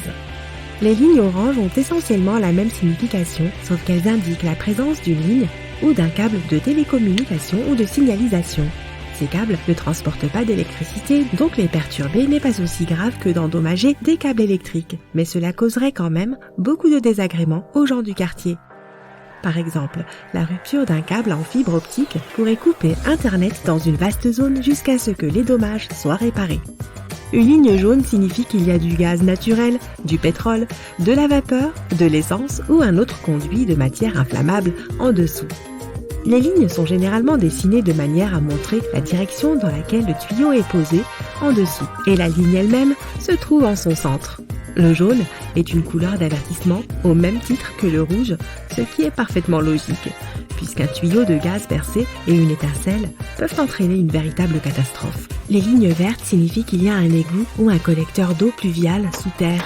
La rupture d'une canalisation d'égout peut coûter à un ouvrier toute sa carrière, et pour une bonne raison. Il suffit d'imaginer le genre de dégâts que cela entraînerait. Et outre le fait que le contenu de l'égout dégorge créant le chaos à la surface, endommager les canalisations entraînera à coup sûr d'énormes frais de réparation et beaucoup de désagréments pour tous les riverains. L'eau étant souvent associée à la couleur bleue, la logique veut que les marquages de la ville indiquant une source d'eau potable soient bleus également. Endommager une telle source n'est pas aussi grave que de casser un tuyau de pétrole ou un câble électrique, mais c'est tout de même très problématique pour les gens autour. Dans les grandes villes, cela causera souvent plus de nuisances que d'accidents graves, car on y dispose généralement d'un accès privilégié à l'eau potable. La rupture d'un tuyau ou d'une conduite d'eau posera problème au projet d'excavation ou de construction qu'il a probablement causé lui-même. En effet, l'eau inondera les environs pouvant entraîner de sérieuses complications. Il faudra traiter ce problème en priorité. Les marquages violets indiquent aussi de l'eau, mais pas de l'eau potable. Les lignes de ces couleurs signifient qu'il y a une source d'irrigation ou d'eau recyclée en dessous. Cette eau provient d'un sablage ou d'un lavage à la machine et est généralement utilisée ensuite à des fins industrielles ou d'irrigation. Elle n'est pas destinée à la consommation, mais les résultats d'une rupture d'un tuyau transportant cette eau sont à peu près les mêmes qu'avec de l'eau potable. Le désordre qui en découle sera bien concret. Les marquages roses sur le sol sont laissés par les géomètres. Lorsqu'il y a un différend juridique autour des limites d'une propriété, par exemple, un géomètre trace ces lignes roses sur le sol pour les rendre apparentes. Elles peuvent aussi être laissées sur des sites de construction envisagés pour des raisons similaires. Les lignes, points et croix de couleur blanche délimitent le territoire pour les voies ou limites d'excavation proposées. Cela signifie qu'il y aura bientôt des travaux d'excavation dans la zone. Les marquages blancs indiquent généralement l'endroit exact où la trouée doit être faite. Elle constitue la première étape préparatoire au commencement effectif des travaux. Plus tard, les agents d'entretien de la ville découvriront s'il y a en effet des installations à cet endroit qu'il faut éviter. S'il n'y en a pas ou s'il n'y a pas de conflit entre les travaux d'excavation et les installations souterraines, les travaux peuvent commencer. Les marquages de la ville peuvent aussi prendre d'autres formes que des lignes. Par exemple, tu peux voir une forme en H sur le sol. Les deux lignes parallèles signifient les bords du tuyau ou du câble en dessous, tandis que la ligne centrale qui les relie est là pour faciliter la mesure de la largeur. Il peut également y avoir le nom de l'entreprise qui a posé le tuyau ou le câble à côté de la forme en H. Une forme de diamant est un autre marquage fréquent sur le sol. Il peut y avoir ou non deux lignes parallèles marquant les bords du conduit en dessous, tandis que la forme de diamant indique la taille approximative de l'élément marqué. Certains marquages ressemblent davantage à des graffitis avec de nombreux symboles et lettres cryptiques, mais il s'agit généralement d'abréviations et de signes destinés aux agents d'entretien ou de construction de la ville. Par exemple, tu peux apercevoir une croix ou un carré blanc dessiné sur le sol pour marquer un site d'excavation proposé. Les ouvriers écriront souvent un « No » suivi d'un nom abrégé de l'installation en dessous. On pourrait penser que cela signifie qu'aucune excavation ne doit être faite ici. Mais c'est exactement le contraire. No signifie aucun conflit entre les lignes électriques, les tuyaux ou toute autre installation enterrée en dessous et le plan proposé. Les abréviations sont également écrites dans la couleur de l'installation qu'elles désignent. Par exemple, s'il y a No G écrit à la peinture jaune dans un carré blanc, cela signifie que l'on peut creuser le site sans craindre de tomber sur une conduite de gaz située en dessous, d'où le G. Et s'il y a un câble de télécommunication en dessous, les services municipaux écriront No en orange, puis le nom abrégé de l'entreprise qui a posé le câble. Une autre façon de dire la même chose est d'écrire le type d'installation en abrégé et de le barrer. Un G jaune, parfois dans un cercle, signifie qu'il y a une conduite de gaz en dessous. Et s'il est barré, il n'y a pas à s'inquiéter de creuser dans cette zone. Aucune conduite de gaz ne sera endommagée. Décryptons les codes des cambrioleurs. Du ruban adhésif sur la poignée de la porte, une tranche de fromage sur le capot de la voiture et bien d'autres choses encore peuvent être signes que tu es la cible d'un escroc. Les cambrioleurs ne choisissent pas une maison au hasard pour la cambrioler. Ils vont souvent surveiller la maison avant de passer à l'action afin d'en savoir plus sur sa sécurité. Ils laissent des marques sur la maison, la porte du garage, la boîte aux lettres ou l'abri jardin. Apprends à connaître ces marques et à savoir ce qu'elles symbolisent, et tu pourras mieux protéger ta maison des cambrioleurs. Si tu vois un cercle dessiné, cela signifie qu'aux yeux des voleurs, ta maison est une cible de choix. Elle n'est peut-être pas équipée d'un système de sécurité adéquat. À l'inverse, un cercle barré signifie qu'il faut éviter d'entrer. Peut-être que la maison est équipée d'alarmes high-tech, de caméras de vidéosurveillance ou protégée par un chien. Des lignes en forme d'échelle signifient que des objets de valeur sont visibles dans la maison et qu'ils valent la peine d'être volés. Si la lettre M est dessinée sur la poubelle, cela signifie que la maison est vide le matin, tandis que la lettre N signifie qu'elle est vide la nuit. Les forces de police ont émis des avertissements à propos de ce code, mais n'oublie pas que certains de ces signes peuvent être aussi des messages inoffensifs utilisés par les ouvriers de la voirie pour communiquer sur les canalisations par exemple. Si tu vois des marques de frappe de clé, n'entre pas dans la maison. La frappe de clé est une technique utilisée par les cambrioleurs au moyen d'une clé similaire fabriquée avec un métal plus lourd, pour limer les goupilles à l'intérieur de la serrure. De plus, les victimes peuvent rencontrer des problèmes lorsqu'elles ont recours à leurs assurances dans de tels cas, car cette technique peut ne laisser aucune trace d'effraction à l'extérieur de la serrure. Tu te fais cambrioler, mais tu ne peux pas le prouver à la compagnie d'assurance. Le cauchemar. Le crochetage est une autre technique, mais qui laisse des marques sur la poignée de la porte, comme légères éraflures autour de la serrure. Toutefois, les véritables signes se trouveront à l'intérieur de la serrure, sur les goupilles qui auront des indentations. Des éraflures ou des marques importantes sur ta poignée de porte peuvent aussi indiquer que quelqu'un est entré chez toi. Les cambrioleurs utilisent parfois des tournevis pour casser les goupilles de la serrure. Si tu vois des éraflures profondes, des marques ou un élargissement du trou de serrure, fais attention quand tu entres. Les voleurs peuvent aussi coller du ruban adhésif généralement transparent sur la poignée de porte. Supposons que le ruban soit toujours là un jour ou deux plus tard. Les cambrioleurs pensent alors que le propriétaire est absent puisque la porte n'a pas été utilisée. Cette technique a pris une ampleur alarmante à Dublin. La police a averti les gens d'être vigilants et d'enlever toute trace d'un ruban adhésif immédiat après l'avoir vu. Certaines de ces marques sont laissées par les voleurs de chiens qui signalent que ta maison abrite un chien de race digne d'être volé. Les marques à la craie rouge sont pour les gros chiens, tandis que les marques jaunes et roses font référence aux chiens de petite et moyenne taille. La police conseille aux propriétaires de chiens d'inspecter leur maison et de signaler tout signe de ce genre à la police. Enfin, ils doivent faire très attention lorsqu'ils promènent leurs animaux de compagnie. L'une des clés, sans son mauvais jeu de mots, pour être en sécurité chez toi est d'avoir un bon système de sécurité et connaître ses biens. Par exemple, si les serrures de ta porte d'entrée sont toujours réactives mais fonctionnent lentement, cela peut être le signe d'une tentative de cambriolage. Cela peut être dû à la technique appelée la méthode de vulnérabilité. Les cambrioleurs affaiblissent la serrure de la porte avec le temps. Ils utilisent des outils ou des objets pour détériorer la serrure sans laisser de traces. Tu peux penser que ta serrure est vieille et simplement reporter l'appel à un serrurier, mais ce serait une erreur. De même, la clé peut tourner à l'intérieur de la serrure avec du retard. Si elle est plus difficile à tourner à l'intérieur, c'est généralement le premier signe d'une tentative d'effraction et le signe d'alerte le plus important à prendre en compte. Même les serrures de portes blindées sont sujettes aux effractions. Savais-tu qu'à Churchill, au Canada, les habitants ne verrouillent pas les portières de leur voiture? Ils ne font pas cela pour faciliter la tâche des voleurs, mais pour survivre à une potentielle attaque d'ours polaires. La ville compte le plus grand nombre d'ours polaires au monde. Imagine qu'un habitant soit confronté à un ours polaire et qu'une voiture se trouve à proximité. Il pourra rapidement s'abriter à l'intérieur de cette voiture, même si ce n'est pas la sienne. Et si tu apprenais quelques conseils de sécurité pour éviter les vols de sac à main? Tout d'abord, ne porte pas ton sac en bandoulière sur l'épaule. Certes, le sac est conçu de cette façon, mais cela peut permettre aux voleurs de s'en emparer plus facilement. Par exemple, porter un petit sac à main de type pochette sous ton bras est plus sûr. Faire ses courses avec quelqu'un est plus sûr que de les faire seul. Les jours de shopping et en général ne transportent pas plus d'argent que nécessaire, ni toutes tes cartes de crédit dans le même sac.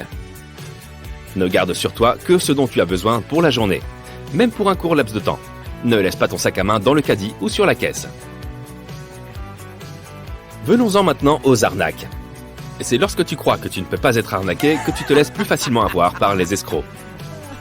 Les arnaques ciblent tout le monde, quel que soit le milieu, l'âge et le revenu. Elles peuvent te prendre au dépourvu lorsque tu ne t'y attends pas. Les escrocs utilisent de nouvelles technologies, des produits ou même des services pour attiser ta curiosité afin que tu leur donnes ton argent ou tes données personnelles. Comment être à l'abri des arnaques? Premièrement, garde à l'esprit que si ça a l'air trop beau pour être vrai, ça l'est probablement. Ensuite, ne réponds pas aux appels concernant ton ordinateur et demandant un accès à distance, même s'ils mentionnent une entreprise connue. Les escrocs te demanderont souvent d'allumer ton ordinateur pour régler un problème ou installer une mise à jour gratuite. Il s'agit en fait d'un virus pour obtenir tes mots de passe et tes données personnelles. Enfin, fais attention aux demandes de paiement inhabituelles. Les escrocs te demanderont souvent d'utiliser un mode de paiement inhabituel comme une carte de débit préchargée, une carte cadeau ou une carte iTunes. Quel lien peut-il y avoir entre un carjacking et une tranche de fromage? Imagine que tu te diriges vers ta voiture et que tu vois du fromage fondu sur le bouchon du moteur. Tu vas d'abord penser que c'est une mauvaise farce. Tu commences donc à nettoyer le fromage. Naturellement, ça te prend du temps sous le soleil brûlant. Mais fais attention à ton environnement direct. Quelqu'un pourrait être en train de t'observer de loin et attendre le bon moment. Il peut simplement sauter dans ta voiture et partir avec, pendant que tu ne surveilles pas la porte du conducteur, occupé à nettoyer le fromage fondu du côté passager. Savais-tu que tu pouvais avoir une clé supplémentaire dans ta voiture? Certaines voitures ont des clés de secours cachées dans le manuel ou dans la trousse à outils du coffre. Si ta voiture a cette clé de rechange, sors-la immédiatement. Si tu sais où elle se trouve, les voleurs le sauront aussi. De plus, ne pense pas que tu as la cachette parfaite pour tes clés de rechange. Les voleurs de voitures savent où chercher. Par exemple, certaines personnes cachent le double de leurs clés sous le pare-choc ou sous le tapis de sol. Les voleurs vérifient régulièrement ces endroits. Concernant le vol des voitures, c'est peut-être le moment de parler des habitudes et des stratégies des voleurs. Ils ne choisissent pas des endroits ouverts et visibles comme les allées devant les maisons. Les endroits sombres et isolés comme les arrières d'immeubles, les abris pour voitures et les parkings souterrains sont leurs endroits préférés, car ils sont beaucoup plus calmes, et ils peuvent entendre si quelqu'un arrive. As-tu déjà entendu parler du numéro d'identification du véhicule, alias NIV? C'est un numéro unique pour chaque voiture qui existe. Tu peux graver le NIV sur les vitres de ta voiture. Cela rend ta voiture moins intéressante sur le marché noir pour ses pièces détachées. De plus, changer les vitres coûte assez cher, donc les escrocs essayent d'éviter ces voitures. Pour conclure, disons simplement qu'il vaut mieux éviter d'être une cible facile et invitante. As-tu des histoires de cambriolage ou de vol de voiture à raconter ? Soyons francs, il serait très difficile de visiter la plus grande chute d'eau du monde parce qu'elle se trouve sous l'eau. Au fond de l'océan, dans les profondeurs, il y a des fissures et des cavernes. Elles se forment lorsque l'eau traverse les couches de sel qui se trouvent en dessous. Cette eau est remplie de sel dissous. Elle est donc plus dense que l'eau qui l'entoure, et c'est pourquoi elle finit par se déposer dans ces fissures. Ce type d'eau dense forme une énorme chute d'eau près du Danemark. Il s'agit d'une cascade géante qui descend jusqu'à 3500 mètres. C'est plus de 3 fois la hauteur des célèbres chutes Angel au Venezuela. Ainsi, l'eau plus froide de cette cascade s'enfonce après être entrée en collision avec l'eau alentour qui est moins dense. La plus haute montagne du monde est également immergée, du moins en partie. Si tu la mets côte à côte avec le mont Everest, la montagne que nous considérons comme la plus haute, l'Everest serait comme une petite colline en comparaison avec le Mauna Kea.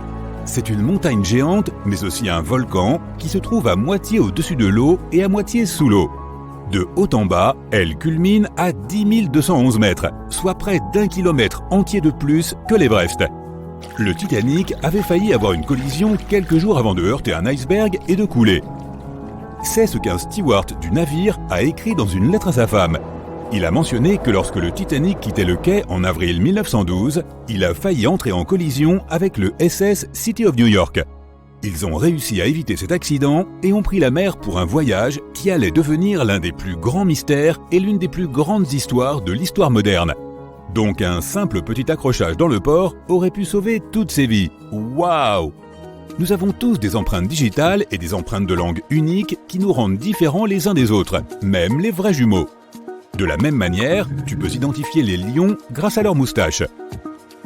Dans les années 1960, les scientifiques ont découvert qu'ils pouvaient identifier chacun d'entre eux grâce aux taches des babines que l'on peut voir de chaque côté du visage en ligne.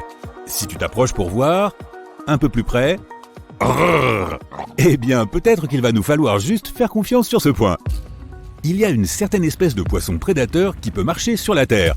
Non, ce n'est pas un scénario de film, plutôt quelque chose tiré de tes pires cauchemars.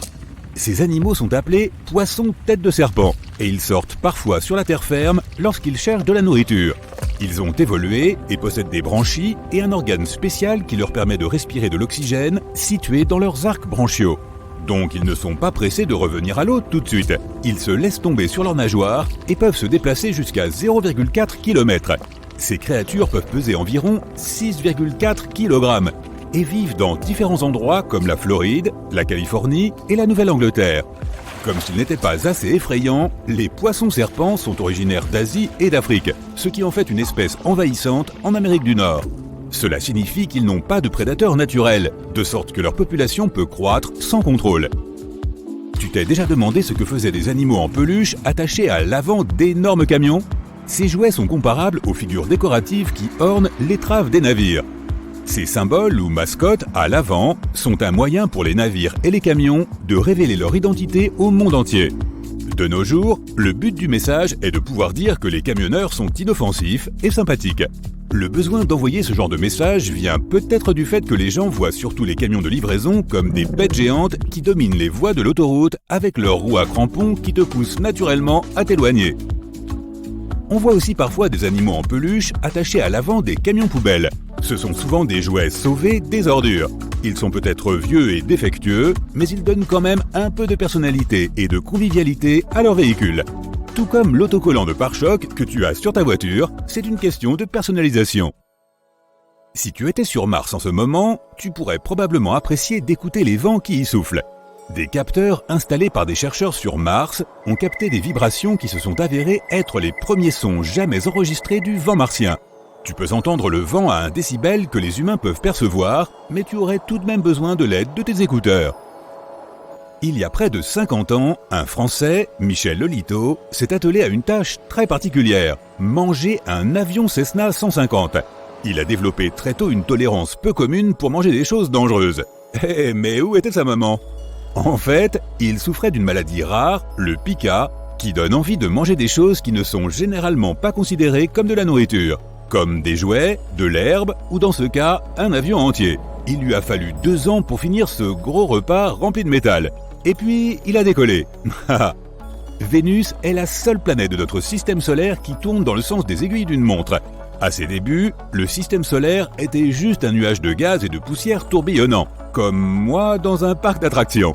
À un moment donné, il s'est effondré en un disque tournant et le Soleil est resté en son centre. De ce fait, toutes les planètes se déplacent autour de l'étoile centrale sur à peu près le même plan.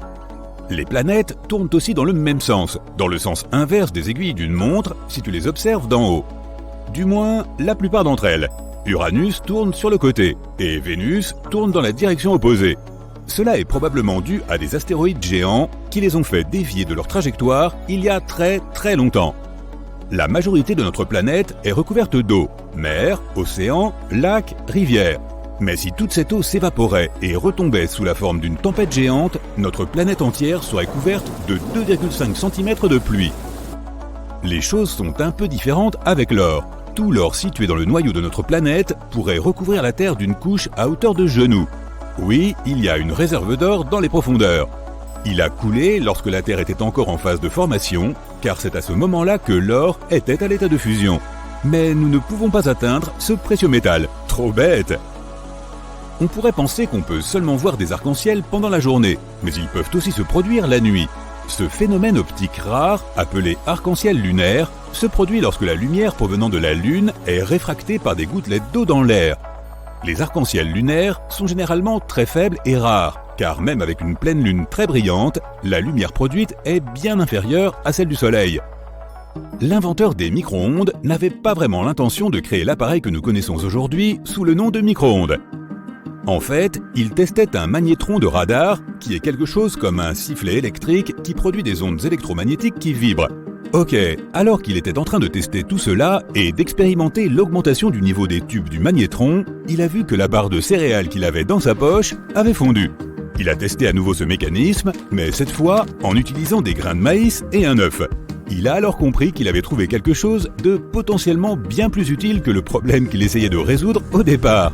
En plus, il pouvait réchauffer son déjeuner. Le plus grand arbre tropical du monde mesure 100 mètres, pour un poids de plus de 81 647 kg. C'est plus gros qu'un avion commercial. Tu peux le trouver sur l'île de Bornéo, en Malaisie. L'un des grimpeurs locaux a réussi à atteindre le sommet pour obtenir la mesure officielle. Le vent était fort et l'ascension était effrayante, mais elle a porté ses fruits car la vue était magnifique. Et il est devenu le premier embrasseur d'arbres. Enfin, j'imagine. À l'époque médiévale, on pouvait trouver des chaussures qui faisaient 0,6 mètres. Les gens aimaient les chaussures pointues. Elles ont été très populaires pendant plusieurs siècles, à partir du XIIe siècle. Les gens remplissaient les orteils de laine, de mousse, d'herbe ou de cheveux. Une autre manière de remplir l'espace vide était de maintenir les chaussures avec des os de baleine, car c'est ainsi qu'elles pouvaient garder leur forme. La mode change toujours, alors à la fin du XVe siècle, je n'étais pas là à l'époque, les gens ont commencé à porter des chaussures à bout court et carré, semblables à la forme du sabot d'une vache. Oui, c'est un phénomène de mode, c'est sûr. T'es-tu déjà demandé à quel point les fourmis sont fortes? Je veux dire, vraiment fortes? Par exemple, les fourmis tisserandes asiatiques sont capables de porter des objets qui représentent environ 100 fois leur poids corporel. Vu leur petite taille, porter des objets lourds n'est pas tant une question de force musculaire, il s'agit plutôt d'une bonne prise en main. Les fourmis ont des coussinets adhésifs auto-nettoyants sur leurs pattes. Cela les aide à varier la taille de la surface de contact sur le sol. C'est ainsi qu'elles parviennent à rester en équilibre avec leur charge, même lorsqu'elles se déplacent la tête en bas. Notre Lune est si géniale qu'elle a son propre fuseau horaire. Cela signifie que tu peux voir l'heure sur la Lune. En 1970, l'astronome en chef d'un des planétariums américains a conçu une montre pour tous les randonneurs lunaires. La montre mesure le temps en quelque chose qu'il a appelé lunaison. La lunaison est la période que prend la Lune pour faire une rotation et tourner autour de notre planète.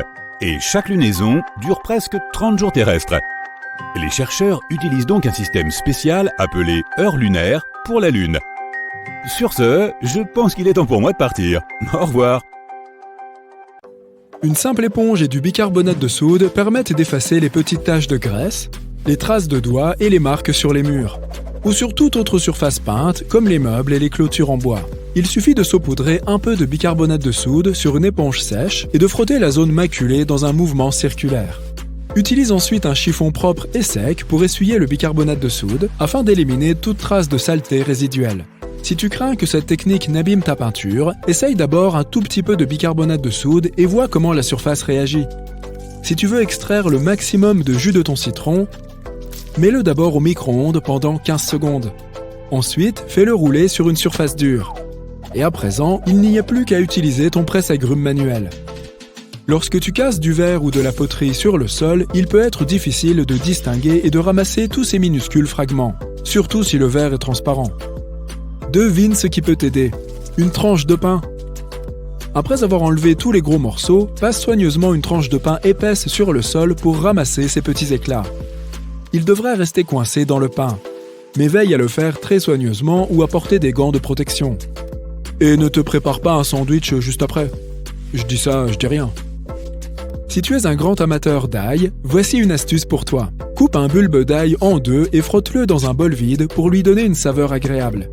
Tu peux ensuite y mettre tes pâtes, ton risotto ou ta salade et savourer un bon repas. Les tubes de Pringles sont faits d'un mélange de papier, de plastique et de métal, ce qui en fait une bonne option pour organiser tes condiments. Tu peux peindre les tubes d'une couleur unie pour les assortir au style minimaliste de ta cuisine, puis coller des étiquettes sur le côté. As-tu déjà eu du mal à enfiler une aiguille? Voici une solution adéquate. Place ta brosse à dents sur la table et fais passer ton fil entre ses poils. Pousse ensuite doucement l'aiguille vers le bas. Les poils rigides t'aideront à faire passer le fil par le chat de l'aiguille sans effort. Une fois ton objectif atteint, tu n'as plus qu'à terminer le travail en tirant avec tes doigts. Si le thé a laissé des taches qui ne s'en vont pas au lavage sur ta tasse favorite, essaye d'appliquer un peu de dentifrice sur ton éponge. Cela s'applique également lorsque tu dois faire briller tes couverts sales. Il est préférable d'utiliser une éponge légèrement abrasive. Elles sont très utiles pour éliminer les traces sombres sur la vaisselle. Mettons que tu aies récemment reçu un très beau bouquet. Mais les fleurs ont pris cet air tristounet en un clin d'œil. Tu peux prolonger leur vie très facilement et presque gratuitement. Tout d'abord, remplis un vase d'eau fraîche et mets-y quelques cuillères à café de sucre. Cela aidera à nourrir tes fleurs. Avant de les remettre dans le vase, coupe environ 1 cm de la tige. Veille à la couper en biais comme ceci. Cette astuce augmentera la surface d'absorption de l'eau. Répète cette opération avec toutes les tiges, surtout celles qui sont rigides. Remets le bouquet dans le vase. Les fleurs devraient être ragaillardies dans les 12 heures qui suivent. Si tu as froid aux pieds, mets-les dans un vase. Non, attends, je m'en mêle les pinceaux. Utilise un sèche-cheveux pour réchauffer tes pantoufles avant de t'en servir. Cette astuce s'applique également à tes chaussures d'extérieur en hiver. En parlant de pieds, ouf, il existe un bon moyen de se débarrasser des odeurs désagréables. Applique environ 10 gouttes de ton huile essentielle préférée sur 2 boules de coton. Place ensuite ces boules dans tes chaussures et laisse-les reposer toute la nuit.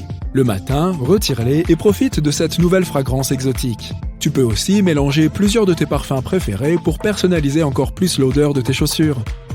Si ton tuyau d'évacuation est un peu sale et malodorant, il existe une astuce géniale pour résoudre ce problème. Mets 2 cuillères de bicarbonate de soude et verse un peu de vinaigre. Il ne te reste plus qu'à te détendre et à profiter du spectacle. Le mélange va mousser et aider à décoller la saleté. Nous avons tous essayé de craquer une allumette à l'extérieur par temps venteux et nous avons tous échoué lamentablement. Eh bien, c'est que nous nous y prenions mal. Il existe un moyen facile de préparer une allumette à l'avance à l'aide d'un couteau bien aiguisé. Il suffit de tailler soigneusement les 4 coins juste en dessous de la tête de l'allumette. Répète ensuite la même technique une fois de plus pour obtenir ce résultat. Ces 8 petits éclats permettront de créer une flamme plus résistante au vent. Si tu as une petite penderie avec peu d'espace pour accrocher de nouveaux vêtements, enlève quelques goupilles métalliques du dessus de tes vieilles canettes. Elles peuvent constituer de parfaites boucles de suspension pour fixer un second cintre. Il suffit de placer l'anneau sur le crochet. Et c'est ainsi que l'on peut doubler, voire tripler l'espace de rangement sur une seule tringle. Si tu dois d'urgence fabriquer une bougie, tu peux utiliser un élément que l'on trouve fréquemment dans tous les réfrigérateurs. As-tu deviné de quoi il s'agit? Du beurre, bien entendu. Coupe un morceau de beurre refroidi et place-le dans un plat résistant à la chaleur. Perce un trou en son centre à l'aide d'un cure-dent ou d'un bâtonnet de bois. Il nous faut maintenant une mèche. Tu peux utiliser de la ficelle ou un fil de coton ordinaire. Coupe la longueur correspondante et passe-la dans le trou de façon à ce qu'elle aille jusqu'au fond de la bougie. Enduis délicatement l'extrémité de la mèche de beurre et allume ta toute nouvelle bougie bricolée. Utilise des fers à lisser pour faire disparaître les plis de ta cravate. Ou bien, mettons que tu travailles dans un magasin et que tu doives compter une pile d'argent liquide. Les fers t'aideront à repasser rapidement ton argent pour le répartir en piles plus petites, que tu pourras ensuite fourrer dans tes poches ou dans ton sac à dos. Attends, non, ça c'est défendu. Waouh, que cette fermeture éclair est coriace. Pourquoi ne glisse-t-elle pas comme toutes les autres? Mais ne te précipite pas pour jeter ton manteau. Prends donc une savonnette et frotte-la doucement de haut en bas contre la fermeture éclair. Répète l'opération des deux côtés. Peux-tu voir la différence? Coupe une jambe d'un vieux collant et mets-y 2 longs tubes en carton. Enfile-le ensuite sous la porte de ta chambre avec un tube de chaque côté. Tu seras ainsi protégé contre les courants d'air car les collants boucheront l'interstice sous la porte. Tu peux aussi utiliser cette astuce lorsque tu as besoin d'occulter complètement une pièce. Veille à utiliser des collants noirs bien épais. Imaginons que tu te rendes à une conférence dans une autre ville et que ton emploi du temps soit très chargé. Tu peux préparer tes tenues pour chaque jour à l'avance et les ranger dans différents compartiments de ton organisateur de rangement pliable. Tu peux ensuite le mettre dans ta valise, la refermer et te voilà prêt à partir. Lorsque tu arrives à l'hôtel, il te suffit de sortir soigneusement cet organiseur et de le suspendre dans le placard en 2 temps 3 mouvements. Mais n'oublie pas de prendre tes chaussures pour autant. Existe-t-il un moyen de planter un clou dans un mur sans se taper les doigts? La réponse est oui. Prends un peigne et enfonce le clou entre ses dents. De cette façon, tes doigts délicats resteront à l'écart et ne risqueront pas d'être blessés. Une fois que tu as suffisamment enfoncé le clou, tu peux retirer doucement le peigne et terminer le boulot. Si tu as urgemment besoin d'une éponge métallique pour laver ta casserole ou ta poêle sans téflon, utilise un morceau de papier d'aluminium. Froisse-le pour en faire une boule, applique un peu de liquide vaisselle et ton éponge toute neuve est prête. Maintenant, commence à frotter et prépare-toi à être surpris. Ça fonctionne très bien, n'est-ce pas? Au fait, le papier alu n'a pas besoin d'être neuf. Tu peux réutiliser un morceau qui t'a déjà servi à cuisiner. Le dernier conseil s'adresse aux perfectionnistes. Si ton pommeau de douche présente une accumulation de dépôts calcaires, l'eau ne coulera pas directement vers le bas. Pour y remédier, remplis un sac en plastique de vinaigre blanc. Place ensuite le pommeau de douche dans le sac, attache-le avec un élastique et laisse-le reposer toute la nuit. Au matin, tu peux frotter ton pommeau avec une vieille brosse à dents ou même une brosse à vêtements. Cela devrait permettre d'éliminer les derniers résidus de tartre. Cette astuce s'applique également à la tête des robinets.